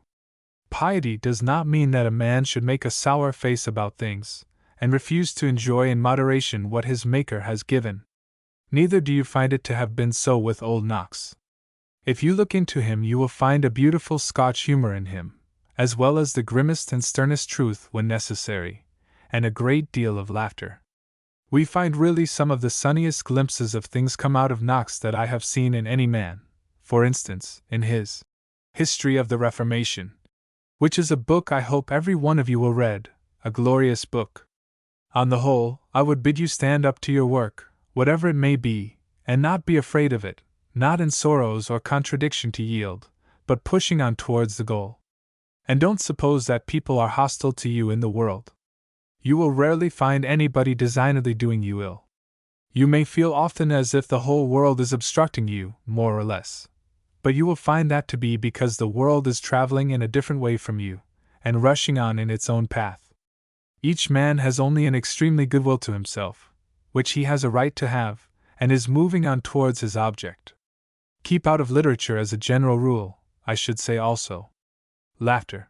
If you find many people who are hard and indifferent to you in a world that you consider to be unhospitable and cruel, as often, indeed, happens to a tender-hearted, stirring young creature, you will also find there are noble hearts who will look kindly on you, and their help will be precious to you beyond price. You will get good and evil as you go on, and have the success that has been appointed to you. I will wind up with a small bit of verse that is from Goethe also, and has often gone through my mind. To me it has the tone of a modern psalm in it in some measure. It is sweet and clear. The clearest of skeptical men had not anything like so clear a mind as that man had, freer from cant and misdirected notion of any kind than any man in these ages has been. This is what the poet says. The future hides in it gladness and sorrow, we press still though, not that abides in it daunting us, onward. And solemn before us, veiled, the dark portal, goal of all mortal. Stars silent rest o'er us, graves under us silent. While earnest thou gazest comes boding of terror, come phantasm and error, perplexes the bravest with doubt and misgiving. But heard are the voices, heard are the sages, the worlds and the ages. Choose well, your choice is brief, and yet endless. Here eyes do regard you in eternity's stillness, here is all fullness, ye brave, to reward you. Work and despair not, eh? Footnote A. Originally published in Carlyle's Past and Present, London, 1843, page 318, and introduced there by the following words. My candid readers, we will march out of this third book with a rhythmic word of Goethe's on our tongue, a word which perhaps has already sung itself, in dark hours and in bright, through many a heart. To me, finding it devout yet wholly credible and veritable, full of piety yet free of cant, to me joyfully finding much in it, and joyfully missing so much in it, this little snatch of music, by the greatest German man, sounds like a stanza in the grand road song and marching song of our great Teutonic kindred, wending, valiant and victorious, through the undiscovered deeps of time. One last word. Where heißen you coffin, we bid you be of hope. Adieu for this time. The Moral Philosophy Chair in Edinburgh University. The following is a letter addressed by Mr. Carlyle to Dr. Hutcheson Stirling, late one of the candidates for the chair of Moral Philosophy in the University of Edinburgh. Chelsea, June 16, 1868. Dear Stirling, you well know how reluctant I have been to interfere at all in the election now close on us, and that in stating, as bound, what my own clear knowledge of your qualities was, I have strictly held by that, and abstained from more. But the news I now have from Edinburgh is of such a complexion, so dubious, and so surprising to me, and I now find I shall privately have so much regret in a certain event, which seems to be reckoned possible, and to depend on one gentleman of the 7, that, to secure my own conscience in the matter, a few plainer words seem needful. To whatever I have said of you already, therefore, I now volunteer to add, that I think you not only the one man in Britain capable of bringing metaphysical philosophy, in the ultimate, German or European, and highest actual form of it, distinctly home to the understanding of British men who wish to understand it, but that I notice in you farther, on the moral side, a sound strength of intellectual discernment, a noble valor and reverence of mind, which seems to me to mark you out as the man capable of doing us the highest service in ethical science too, that of restoring, or decisively beginning to restore, the doctrine of morals to what I must ever reckon its one true and everlasting basis, namely, the divine or supersensual one, and thus of victoriously reconciling and rendering identical the latest dictates of modern science with the earliest dawnings of wisdom among the race of men. This is truly my opinion, and how important to me, not for the sake of Edinburgh University alone, but of the whole world for ages to come, I need not say to you. I have not the honor of any personal acquaintance with Mr. Adam Black, late member for Edinburgh, but for 50 years back have known him, in the distance, and by current and credible report, as a man of solid sense, independence, probity, and public spirit, and if, in your better knowledge of the circumstances, you judge it suitable to read this note to him, or indeed to any other person, you are perfectly at liberty to do so. Yours sincerely always, T. Carlyle. Illustration. Farewell letter to the students. Mr. Carlyle, ex-Lord Rector of the University of Edinburgh, being asked before the expiration of his term of office to deliver a valedictory address to the students, he sent the following letter to Mr. Robertson, Vice President of the Committee for his election. Chelsea, December 6, 1868. Dear Sir, I much regret that a valedictory speech from me, in present circumstances, is a thing I must not think of. Be pleased to advise the young gentlemen who were so friendly towards me that I have already sent them, in silence, but with emotions deep enough, perhaps too deep, my loving farewell, and that ingratitude or want of regard is by no means among the causes that keep me absent. With a fine youthful enthusiasm, beautiful to look upon, they bestowed on me that bit of honor, loyally all they had, and it has now, for reasons one and another, become touchingly memorable to me, touchingly, and even grandly and tragically, never to be forgotten for the remainder of my life. Bid them, in my name, if they still love me, fight the good fight, and quit themselves like men in the warfare to which they are as if conscript and consecrated, and which lies ahead.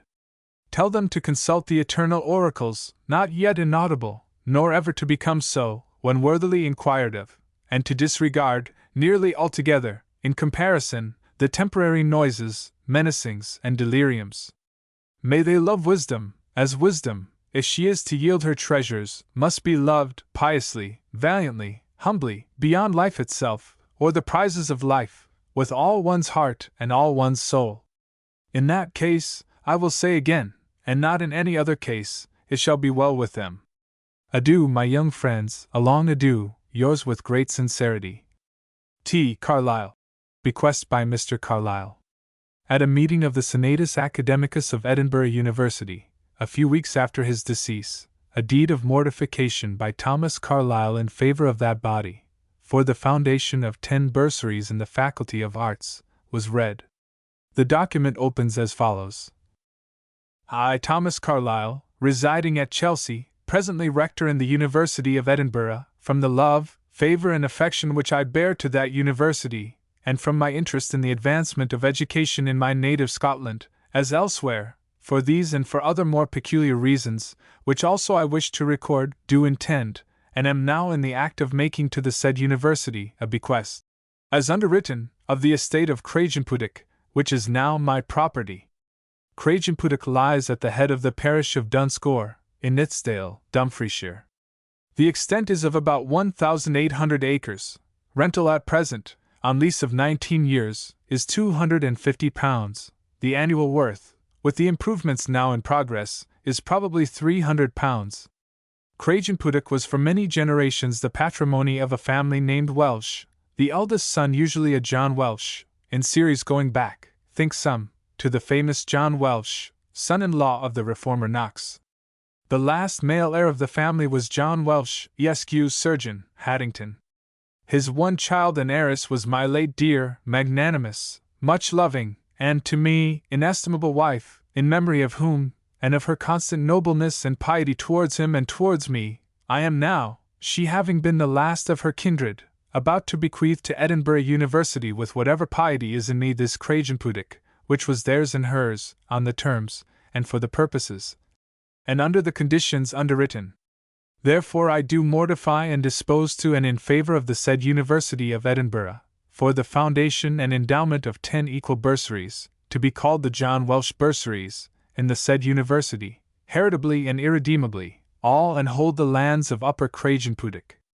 The said estate is not to be sold, but to be kept and administered as land, the net annual revenue of it to be divided into 10 equal bursaries, to be called, as aforesaid, the John Welsh bursaries. The Senatus Academicus shall bestow them on the 10 applicants entering the university who, on strict and thorough examination and open competitive trial by examiners whom the Senatus will appoint for that end, are judged to show the best attainment of actual proficiency and the best likelihood of more in the department or faculty called of arts, as taught there.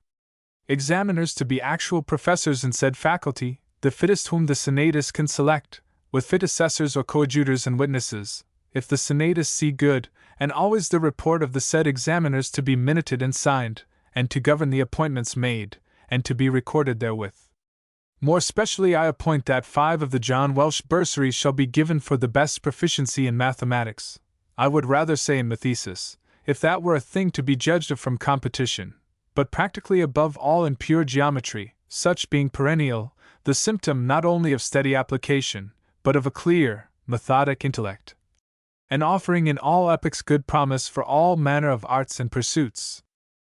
The other 5 bursaries I appoint to depend, for the present and indefinitely onwards, on proficiency in classical learning, that is to say, in knowledge of Latin, Greek, and English, all of these, or any 2 of them. This also gives good promise of a young mind, but as I do not feel certain that it gives perennially or will perennially be thought in universities to give the best promise, I am willing that the senatus of the university, in case of a change of its opinion on this point hereafter in the course of generations, shall bestow these latter 5 bursaries on what it does then consider the most excellent proficiency in matters classical, or the best proof of a classical mind, which directs its own highest effort towards teaching and diffusing in the new generations that will come.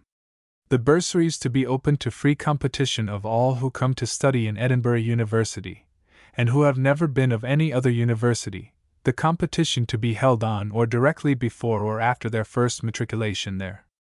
Bursaries to be always given on solemnly strict and faithful trial to the worthiest, or if, what injustice can never happen, though it illustrates my intention, the claims of 2 were absolutely equal, and could not be settled by further trial, preference is to fall in favor of the more unrecommended and unfriended under penalties graver than I, or any highest mortal, can pretend to impose, but which I can never doubt. As the law of eternal justice, inexorably valid, whether noticed or unnoticed, pervades all corners of space and of time, are very sure to be punctually exacted if incurred. This is to be the perpetual rule for the senatus in deciding. After stating some other conditions, the document thus concludes: and so may a little trace of help to the young heroic soul struggling for what is highest spring from this poor arrangement and bequest. May it run forever, if it can, as a thread of pure water from the Scottish rocks, trickling into its little basin by the thirsty wayside for those to whom it veritably belongs. Amen. Such is my bequest to Edinburgh University. In witness whereof these presents, written upon this and the 2 preceding pages by James Stephen Burns, clerk to John Cook, writer to the Signet, are subscribed by me at Chelsea, the 20th day of June, 1867, before these witnesses, John Forster, barrister at law, man of letters, etc., residing at Palace Gate House, Kensington, London, and James Anthony Froude, man of letters, residing at No. 5. Onslow Gardens, Brompton, London. Signed T. Carlyle. John Forster. J. Froude, witnesses. Illustration. The End. End of Project Gutenberg's On the Choice of Books, by Thomas Carlyle.